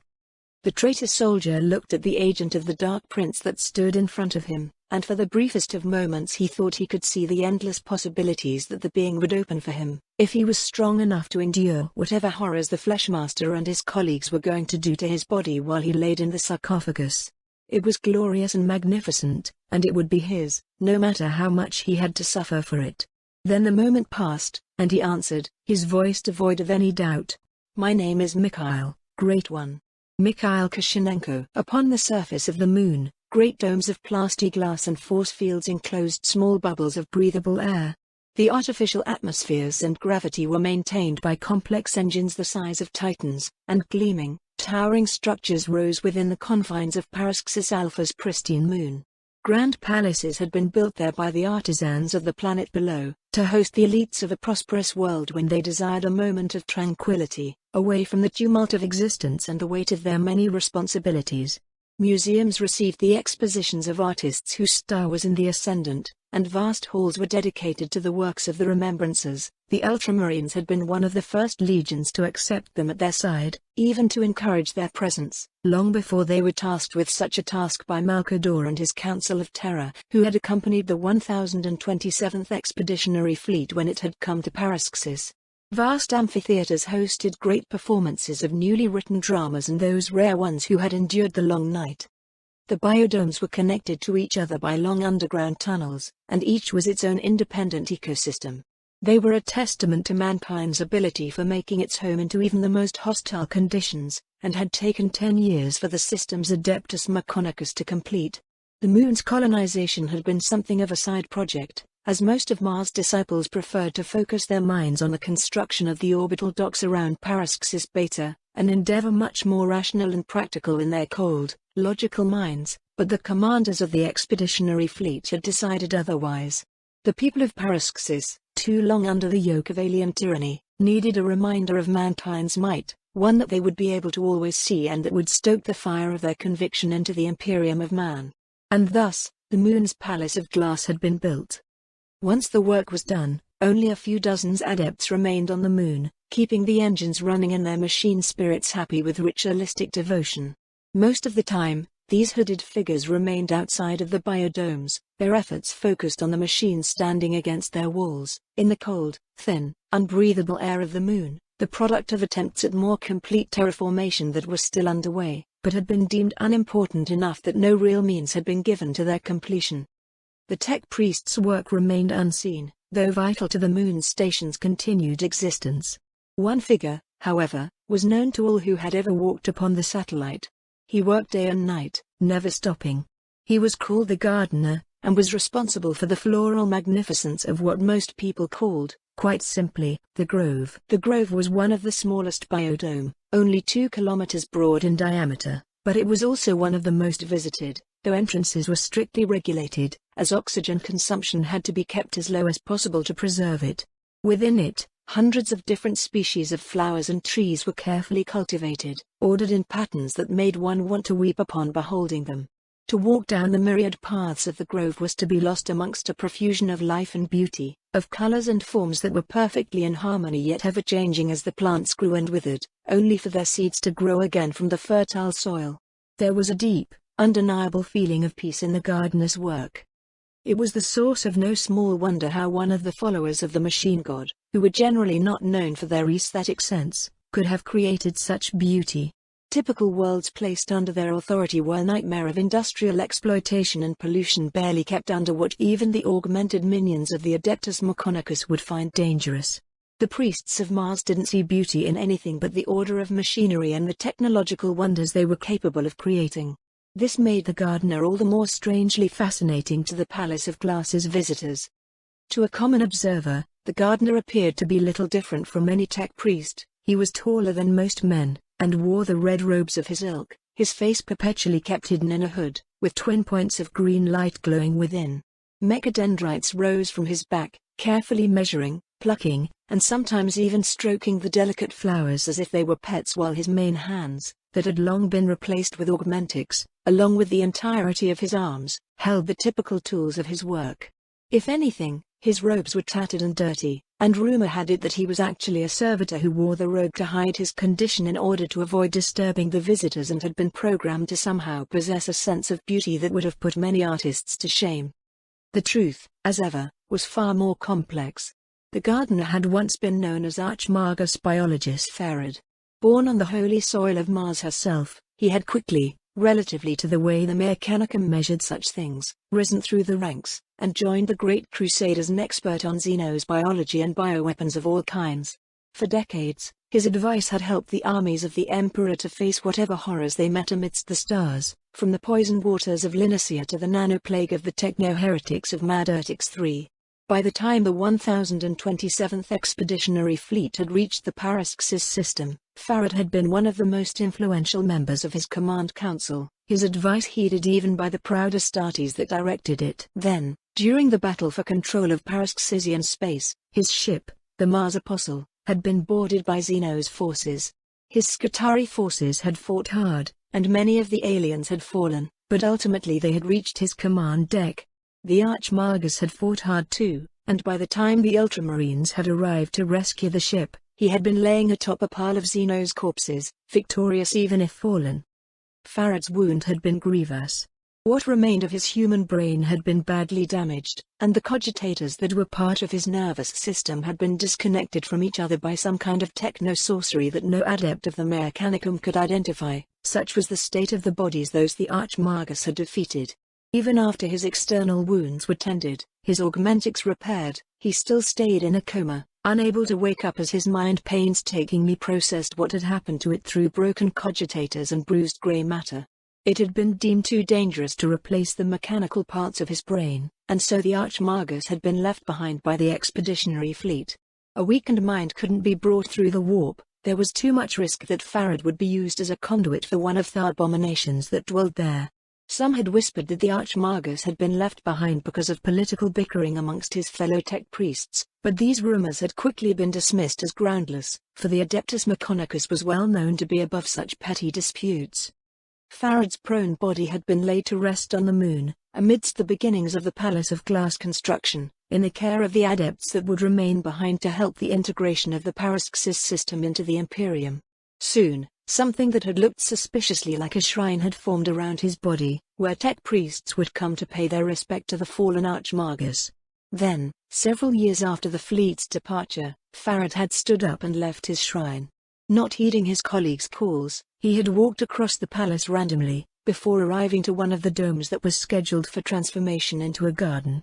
Then, he had started to work on it, no one daring to interfere with his work. Who but the Omnissiah himself could know what was going on in Farad's shattered mind? Even if it was a waste for someone with his talent to spend his time working on something as inconsequential as what would become the Grove, they did nothing to stop him.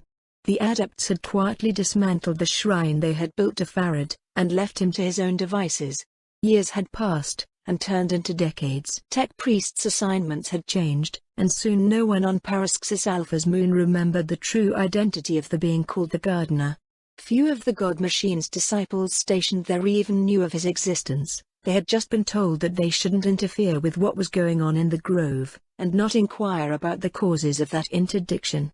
And so Farad had continued his work, creating a thing of beauty and wonder with patient and careful work, his mind listening to tunes unknown.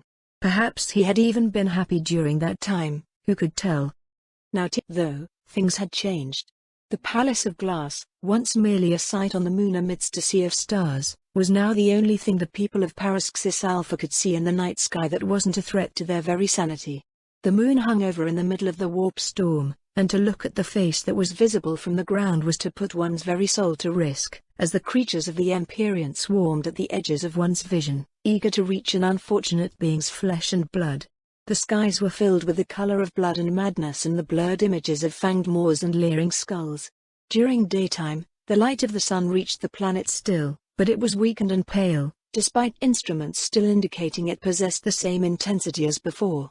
The people of Paraxis Alpha felt cold under this light, and when night came, that sensation only intensified, doubled by a feeling of inexplicable dread as they felt the gaze of the warp upon their souls. When the warp storm had reached the Paraxis system, riots had broken out in the streets, led by those whose sanity had been consumed by the nightmares and visions that plagued them. Though the situation had ultimately been brought back to an appearance of normality by the troops of the Imperial Army, the rich and powerful had not waited for their rescue and fled to the Palace of Glass aboard private ships and transports, seeking refuge on the moon. It had not been a desperate retreat, the abandon of the planet by its most wealthy citizens. It nearly had been, but the newly appointed governor, following the mysterious demise of the previous one, had been able to arrange for organized evacuation. Assets and valuable personnel had been brought to the Palace of Glass for safety, not just those who happened to have a transport in their possession. A few of the merchants and nobles had tried to ignore their orders, to abandon their charges in order to get to safety more quickly. They had been dealt with mercilessly as the cowards and traitors they were, and their ships and other assets confiscated. Thousands of refugees had flocked to the Glass Palace, which had remained untouched by the madness of the warp storm. For reasons unknown, no beast of the Empyrean had pierced the veil there, and though nightmares were haunting the sleep of those who rested under the shining cupolas of the biodomes, they paled in comparison to the atrocities that those on the planet had to endure. After order had been re-established on the planet, some of the refugees had returned. But many had remained, those who would be of no actual use below or who had the means to secure their position here, in relative safety. In some cases, their stay was purely caused by the fact that, plainly, there were barely enough system-able ships available to ensure the continued existence of the system. The newly formed System Command couldn't spare them to bring them back home. Others had simply no home to return to, as it had been destroyed in the riots. All of this had led the population of the moon to increase dramatically, and problems were beginning to appear. There had never been more than a few hundred visitors at the same time on the moon, and they never stayed for more than a few weeks. But now, by the last counts of the local Adeptus Administratum, more than 7,000 souls lived in the Palace of Glass. While food and water were thankfully still sufficient thanks to the regular supplying from the planet, space was a far more scarce commodity. The refugees massed in the great exposition halls, in the audience floors of the theaters, through the corridors of the galleries. But still, with yet more and more arriving from the planet, sneaking aboard supply ships to escape the even harsher conditions of some of Paraxis Alpha's regions, it wasn't enough. The administrators had first tried to protect some of the rooms, to safeguard the treasures within from the inevitable depredations inflicted by so many people living, sleeping, eating in the same place, but as the pressure increased, they had opened more and more of the biodomes to the newcomers. They didn't know that this would ultimately seal their doom. There was pain coursing through his nerves, but that was nothing new. Pain had been a constant companion to the being since he had awakened from his long sleep. Short circuits in his damaged frame, caused by the most minor moves of their components, were the source of this phantom pain that had never left him. He knew now that this pain would never cease, it was part of him, one of the pillars of his existence, and to remove it, one would need to destroy who he was. He didn't remember how he had come to this conclusion. The logical process that had yielded it after much self-diagnosis had occurred in a part of him he could rarely contact, and never for long. But he remembered how many times he had run this process before accepting the result, 12 times. After he had first learned of his fate, he had tried 11 more times to find a way to heal his compromised mind, but eventually, he had yielded. That information seemed like it should have a meaning, an important one, but he couldn't know if that was genuine intuition, something he somehow knew he didn't really believe in, or yet another product of his conflicted, fractured mind. The being didn't know his name, nor did he know what he was. He knew he had been great, once, but had been broken. His memories were a mess, with some of them he could only access through long, painful probing of his inner cogitators, and others that had simply been lost. Words echoed through his mind, but their meaning eluded him. Archmagus, leader, honored adept, he didn't know. The words were combinations of letters and sound, of binary code, but what they designated wasn't stored in any of the databanks he could still access. He remembered waking up on an altar, and laying there for hours, days, perhaps, as he had struggled to reassemble his identity from the pieces that were left. When he had been able to, he had stood, and tried to explore his surroundings, searching for a clue as to who and what he was. He had found other beings who looked like him, and whose appearance stirred something in him, some knowledge he couldn't call upon at the moment, and they had tried to communicate with him. But their language had been lost to him, and he had ignored them and continued his walk, until he had arrived to his grove. Back then, it had only been a park, with grass and a few trees, and benches for those who wished to enjoy the tranquility of the place. Some of the trees had been of rare, even extinct breeds, brought back to existence by the genetic mastery of the Adeptus Mechanicus. Bags of seeds and tools were stored near it, ready to be sown, but had been more or less forgotten by the adepts who had created the place as they left for other, more worthy endeavors. At that moment, he had found something he did not even know he needed: purpose. He had seen what he could do here, what he could create.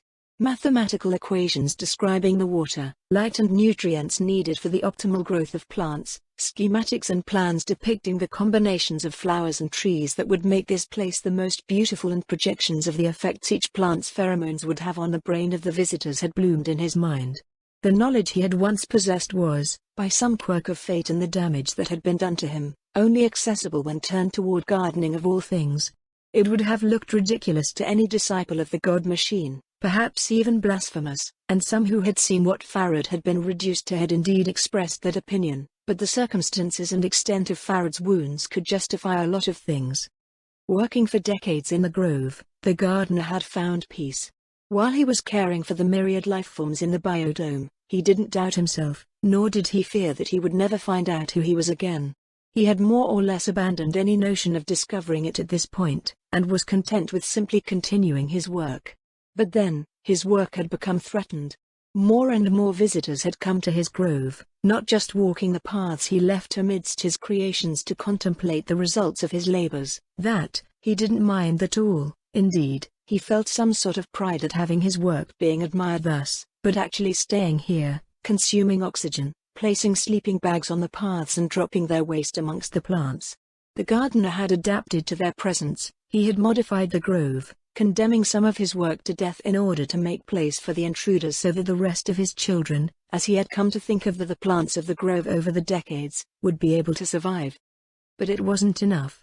More and more kept coming, and he knew, from what he had been able to gather of their conversations in the moments when he was able to understand words, that they were far more on the moon. Soon, if things continued like this, the fragile equilibrium of his grove's biosphere would collapse, and all his children would die. And the being couldn't accept that. So, as he carefully handled yet another of the endless tasks of the grove, this time, harvesting the seeds from a blooming orchid so that they may be seeded in another part of the biodome, the gardener pondered his options. His thought process wasn't quick, nor was it entirely logical. His fractured mind couldn't possibly follow the same ways as a functional one. There were sudden leaps in his reasoning, and pieces of knowledge that returned suddenly caused him to have to start over his considerations, only for that knowledge to be lost to him again. A normal human would have been driven mad by the frustration, but the gardener was no normal human. It took days that changed into weeks, and all the time more and more intruders made their way into the grove, but finally, he had arrived at a conclusion, and drawn a plan to take care of the problem. The conclusion itself was fairly simple, but the plan had taken a lot of time, since it relied heavily on the secrets that dwelled in some of the databanks to which he had the most rarely access. Then he had to gather the elements his plan required, and prepare them accordingly. Now, at last, he was ready. The last decoction he had prepared in his inner mixing chambers had just reached maturity, and to wait any longer would risk his body being compromised by the various products stored within. The gardener put down the tools he held in his hands and the various plants his mechadendrites were examining, and went on to continue his work, albeit in a very different fashion. There were a total of 67 intruders in the grove proper, 46 males and 21 females, and he would have to deal with them first. At a single mental command, the gardener's transmission systems, that had taken him days to repair and learn to use again, emitted a single pulse of scrap code that locked the grove from the rest of the palace of glass and would scramble any communication within it. As surprised shouts came from the intruders who were closest to a vox, he changed the way he moved, uploading a new system that would make him more apt for the next step. He ran, faster than anyone would have thought he could given his heavy bulk and typical slow, careful manners. He pounced on the most numerous group of intruders, all his mechadendrites up, their tools growling with the promise of death. The firsts died quickly and messily, torn apart by the, from their viewpoint, suddenly insane mechanical creature that had been a part of their lives ever since they had settled in the grove. With confused, horrified shouts, the rest scattered across the grove, trying in vain to call for help through their vox. There were no weapons in the grove except for those carried by the gardener himself, and he tracked them down and executed them, one by one, without pause nor mercy.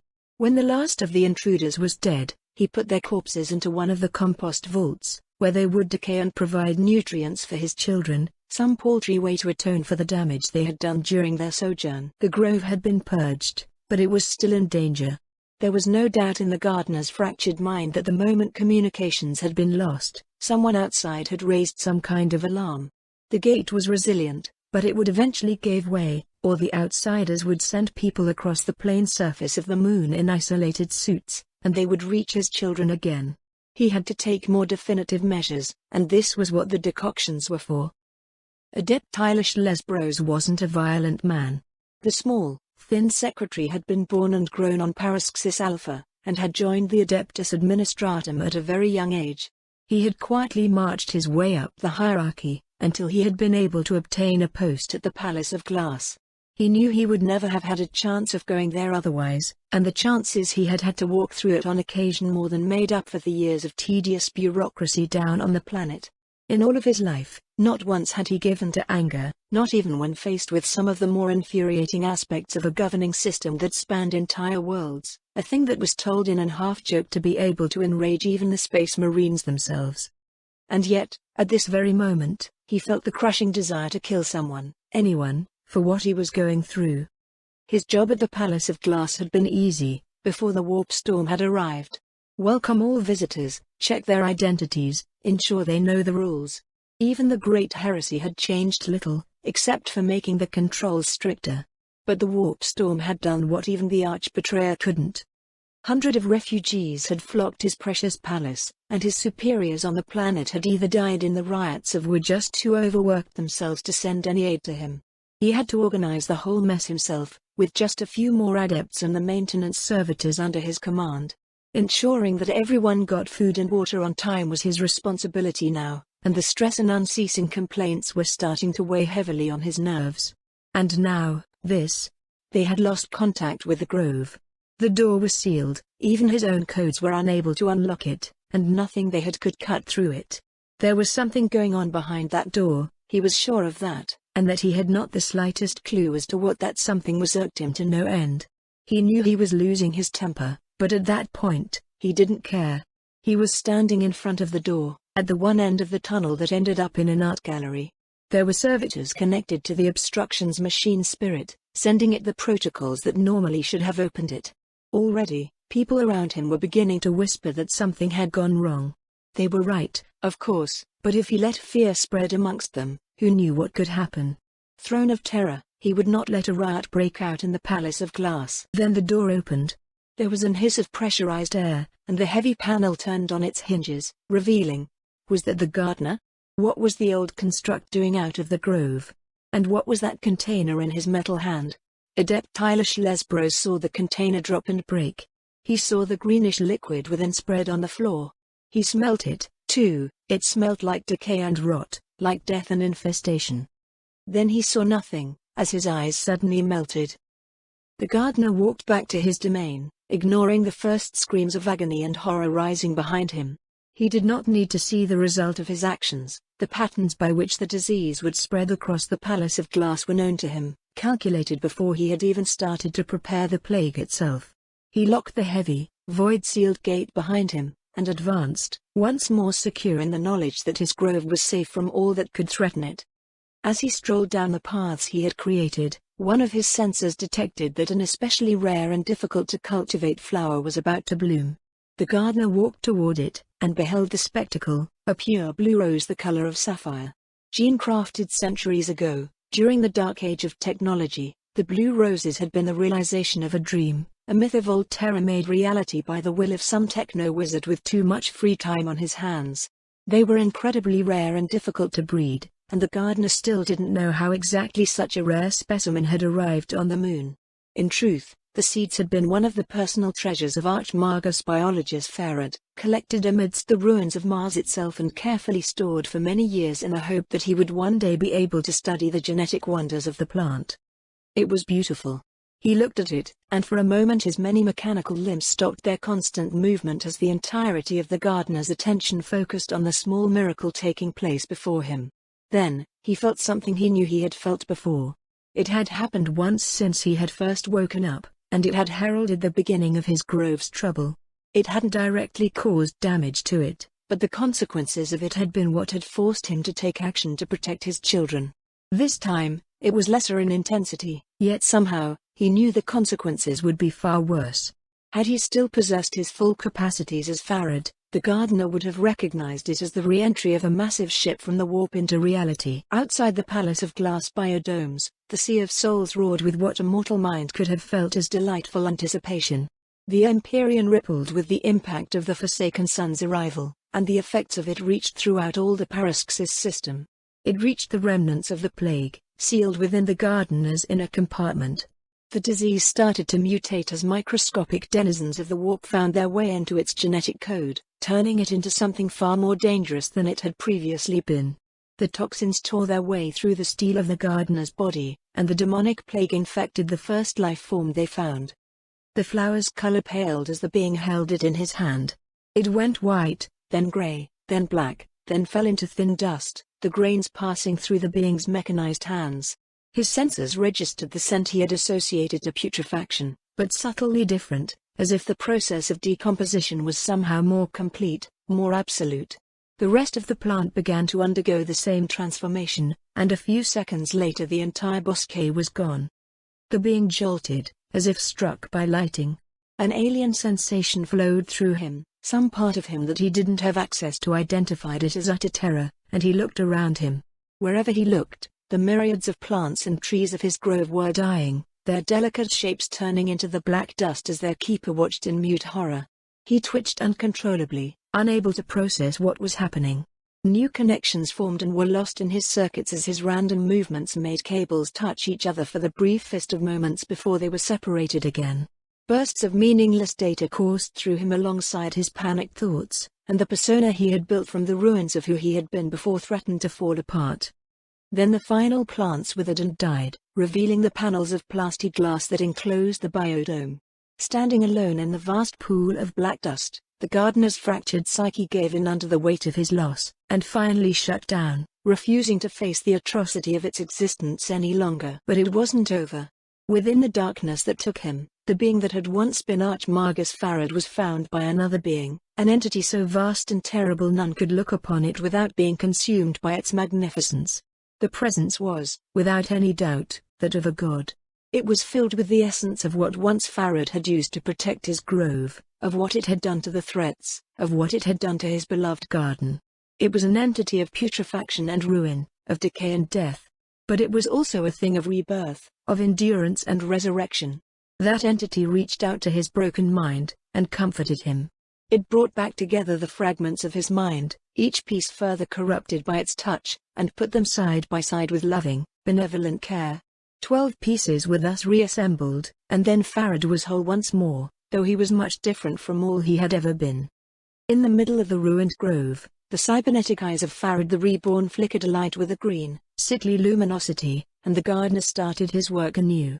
Cracks began to appear in the fabric of reality as he called upon the new knowledge his god, a true god, not like the pathetic idol the fools of the Adeptus Mechanicus blindly worshipped, had imparted him. The laws of physics started to swirl on themselves, and the power of the warp came down upon the moon from the ever-raging storm outside. The Plague Marines were walking through a charnel house. The dead laid everywhere, most of them on the very spot they had been first touched by the contagion that had spread through the palace of glass very atmosphere. It seemed as if they had fallen to 1,000 different contagion. Some of the corpses laid as if merely asleep, peaceful expressions on their faces yet untouched by rot, while others appeared to have exploded, splattering black, putrescent blood all around them and spreading their affliction further.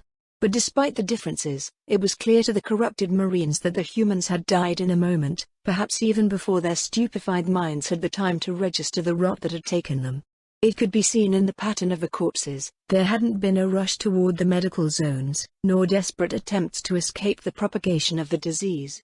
Some of the corpses were in such a state that it would have been impossible to any mortal to see these signs, and to most Astartes as well, but the Plague Marines knew disease like no other beings in the legions, and perhaps the entire galaxy. There were 5 of them, clad in the rotting armor that they had been wearing when the Father of all had taken them as his beloved sons. The black blood of Mortarion, ripe with contagion and plagues, flowed through their veins, and the weapons they bore were so rusted it was a miracle they worked at all. Patches of their armor had fallen, revealing the festering wounds their flesh had sustained when the protection of ceramite had failed to stop a bolt or turn away a chainsword. They wore the colors of the Death Guard, except for their shoulder pauldron, which were painted in black, but the fresh paint, applied not 3 hours earlier, was already falling away, reduced to its basic components by the entropic forces that inhabited the Marines' bodies. "It is quite beautiful," said Lariman, his voice carried over by the vox as a wet growl produced by a throat filled with phlegm, "isn't it?" The biodome they were currently in had initially been a museum, though what little furniture could be distinguished under the rotting corpses indicated that it had been converted to yet another urgency room for the people of the planet below relocated by riots and warp-induced earthquakes. The most massive of the artworks that had been exposed here had been stowed away to make space for the mass of humanity, but there were still paintings, fresques and other, more exotic pieces hung on the wall.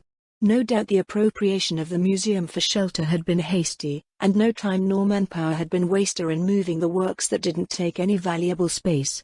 The rotting corpses formed a tapestry of death that played wonderfully with what had been left behind, to the eyes of the Plague Marines at least. In a way, the building was fulfilling its original purpose again, though both the works exposed and the audience it entertained were as far from what its builders had envisioned as possible. "It is," answered Petronicus, the leader of the pack of Plague Marines. "But do not forget why we are here, brother. The Awakened One has seen something that may be of use to us here, and with what we have seen in these little bubbles, I am inclined to think he was right again." "I don't trust the sorcery he is using, Petronicus," grunted Nicus. "It may have profited us all so far, but he is still exposing himself to the lies and treacheries of the warp. Bad enough that he takes the advice of the cursed coven, must he also listen to the whispers of an agent of the god of sorcery? Lord Arkan knows what he is doing, brother. He does not trust the oracle, nor does he follow blindly the advice of the witches. In truth, I don't think he trusts anyone anymore. He is a cold one, but he is strong. He will not let himself be swayed by the denizens of the Empyrean, nor will he let himself be forced to make foolish bargains with them to survive." Even beneath the distortion of his voice caused by the cancer that had grown in his throat, Petronicus' bitter tone could still be heard by his packmates, and they stopped talking, unwilling to rise their leader's ire. Like most of the legionaries aboard the Hand of Ruin that bore the Lord of Death's genes within them, Petronicus and his pack had renounced Mortarion as their father. The Primarch, if the thing he had become could still be honored with such a name, was no longer worthy of their allegiance. He had grinded his sons in the war, taking monstrous losses even before they had been forced to embrace the Plague God. The 14th Legion had always been willing to fight some of the hardest battles that had to be fought, be it in the Great Crusade or in the battles that had followed the Purge on Istvan. It had been their philosophy, how they saw everything: service, battle, pain, and, at the end of the road, death. The Death Guard knew that their demise was inevitable, same as all the other Astartes in the galaxy, but they didn't shrug away or refuse to face the truth. They took it in, and made it their strength. It had made them powerful, able to stand against overwhelming odds and terrifying conditions of battle. It had been one of the reasons their Primarch had never trusted Psykers. Anything that hinted at something beyond the now was anathema to him. And it had led them to ruin. By the time they had marched on Terra, their numbers had already been dangerously low, and the gene seed they would need to recover either had been inexplicably lost to freak warp occurrences or showed deep signs of corruption. Apothecaries amongst the 14th Legion had never been numerous, and they had seemed to die more easily than their brothers after Istvan. That 4 of them were with the Forsaken Sons was no small miracle. For all the Primarch's vaunted distrust of the warp, it seemed that in the end, his was the Legion that suffered the most at its toxic touch. When they had left the warp to wage war on the soil of Terra, Battle Brother Petronicus had thought that his Legion was going to die on the throne world, to buy the Warmaster's final victory. Petronicus had fully expected to die on Terra after that terrible journey and the transformation that had taken them all. He had welcomed the thought, better to die than to continue to live as the grotesque monster he had become. But he had lived, and he would continue to live for a long time, he suspected. For in the long days of the Exodus and his discussions with the Word-bearers, one of the few groups aboard the Hand of Ruin who were still willing to approach the Sons of Mortarion, their faith apparently protecting them from contagion, had showed him the way. Yes, they had been destroyed, but the seeds of the Imperium's ultimate demise had been sown in Horus heresy, and the many, many corpses it had left in its wake would be the catalyst of their blooming. The process may take a century, a millennium, perhaps even 10,000 years, but the Imperium would fall eventually. This was the way of Nurgle, the dark god of decay to whom all Mortarion's sons owed their souls, and Archon would lead them into the long process of decomposition that would one day topple the false Emperor's kingdom. That was why Petronicus and the other Death Guards had pledged their allegiance to a warrior of another legion. Archon's undying hatred for the Imperium was the incarnation of Nurgle's ineluctable will, and the Awakened One had proven his worth time and again. He had even unleashed the power accumulated by the Plague God on the Carrion world, channeling it so that it may engulf an entire sector in the tides of the Sea of Souls. Archon clearly had the favor of the Octid, and thus the Forsaken Sons in whose veins the blood of the Death Lord flowed followed his orders. These orders were the reason of their presence here. The Awakened One had sent Petronicus and his pack down the moon in one of the Warband's Thunderhawk, with mission to find the source of the disturbance he had felt in the warp, and, if it was possible, to acquire it for the Forsaken Sons. As they had neared the planetoid, the Astartes aboard the carrion bird had intercepted panicked vox chatter, desperate calls from the planet to those stationed on the moon that went without response. Paraxis Alpha had no longer the ability to send anything through the system. The void belonged to the Hand of Ruin and the ships that they had claimed during the first engagement, a few hours ago. The first calls had been orders to ration what stocks of food and water the moon's inhabitants still had, for there would be no resupplying, and to prepare for assault from the traitor forces who had appeared in the Paraxis system. Then, when no answer had come, they had started to demand reports. When still nothing had come, then they had started to panic. Petronicus couldn't blame them, nor could he blame the Awakened One's wisdom in sending him and his brothers here. He doubted anyone not already touched by the Lord of Decay could have survived the journey. The plague that had spread through the Palace of Glass still hung in the air, a potent presence that the former Death Guard had felt the moment their craft had left the Hand of Ruin's protective Geller fields. The impression of death and decay was palpable, and for those who lived literally in the moon's shadow, to have such horror hanging over their heads, even if they did not know what it was or were separated from it by hundreds of thousands of kilometers, the pressure had to be almost intolerable. Now they sought to understand what had happened. An evil you knew was almost always less scary than the one you did not. Their craft had landed outside one of the domes, and they had walked the surface of the moon until they had reached an entry shaft, unhindered by the thin atmosphere of the satellite. Their armor wasn't void-sealed anymore, far from it, but oxygen was just another thing the Plague Marines no longer needed to survive. The hatch had been defended by a few servitors and tech priests, who had been working on the gate's control panel, no doubt attempting to understand what had happened within. They had died quickly, torn to pieces by the legionaries' bolters. The cold, the near absence of air and the nature of the dead had prevented rot from taking in their flesh, and the Plague Marines could feel that this irritated their patron, though it didn't diminish his joy in what had occurred within the glass palace. What were the corpses of already dead, soulless husks, or those of the deluded servants of the Mechanicum? Nothing. They were nearing their quarry, Petronicus could feel it. They left the gory museum through one of the tunnels, consulting the gore-splashed plans on the walls to deduce which one would bring them closer. The name written next to their destination was still visible, as if the blood had deliberately avoided hiding it. It was called the Grove, and within it waited whatever it was the Awakened One had sent them to find. "What do you think we will find?" asked Lariman. "The one responsible for the dead," answered Nicholas. "Well, of course," said Lariman with a mildly exasperated voice. "What I meant was, what do you think we will find? Who in this decadent station could have caused such a magnificent slaughter?" There was no answer to that, and Lariman shrugged, accepting that he would have to wait to see. The Forsaken Sons had seen much things they would never have thought possible, from the Xenos empires they had overthrown during the Great Crusade to the visions of war caused by Horus Rebellion, to the things that had happened during the Exodus. They didn't take anything for granted, and did not believe for a moment that they knew everything about any situation. In that sense, the Awakened One's habit of sending packs into missions with only the vaguest of objectives had proven greatly effective, as the one thing the Forsaken Sons were talented at was improvisation.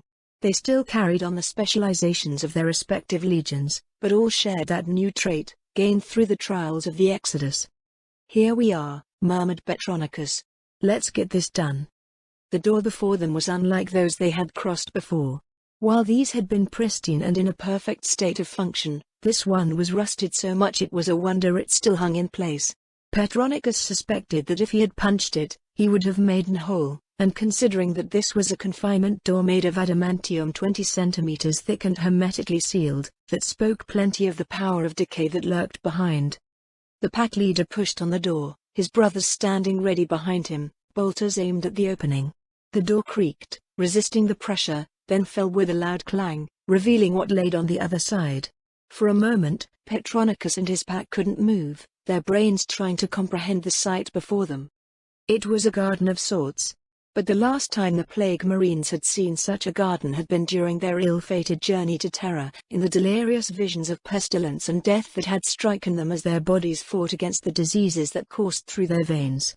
There were trees made of white bone and leaves of flesh, bushes into which human, unblinking eyes looked all around while shedding oily tears, and flowers that spread poison without ever stopping. Swarms of insects flew in the air or crawled on the ground, their bodies forged from the very substance of the Empyrean. They consumed every plant they crossed, only to die under the effect of the toxins within and for their corpses to be consumed, producing the fertilizer for the next generation.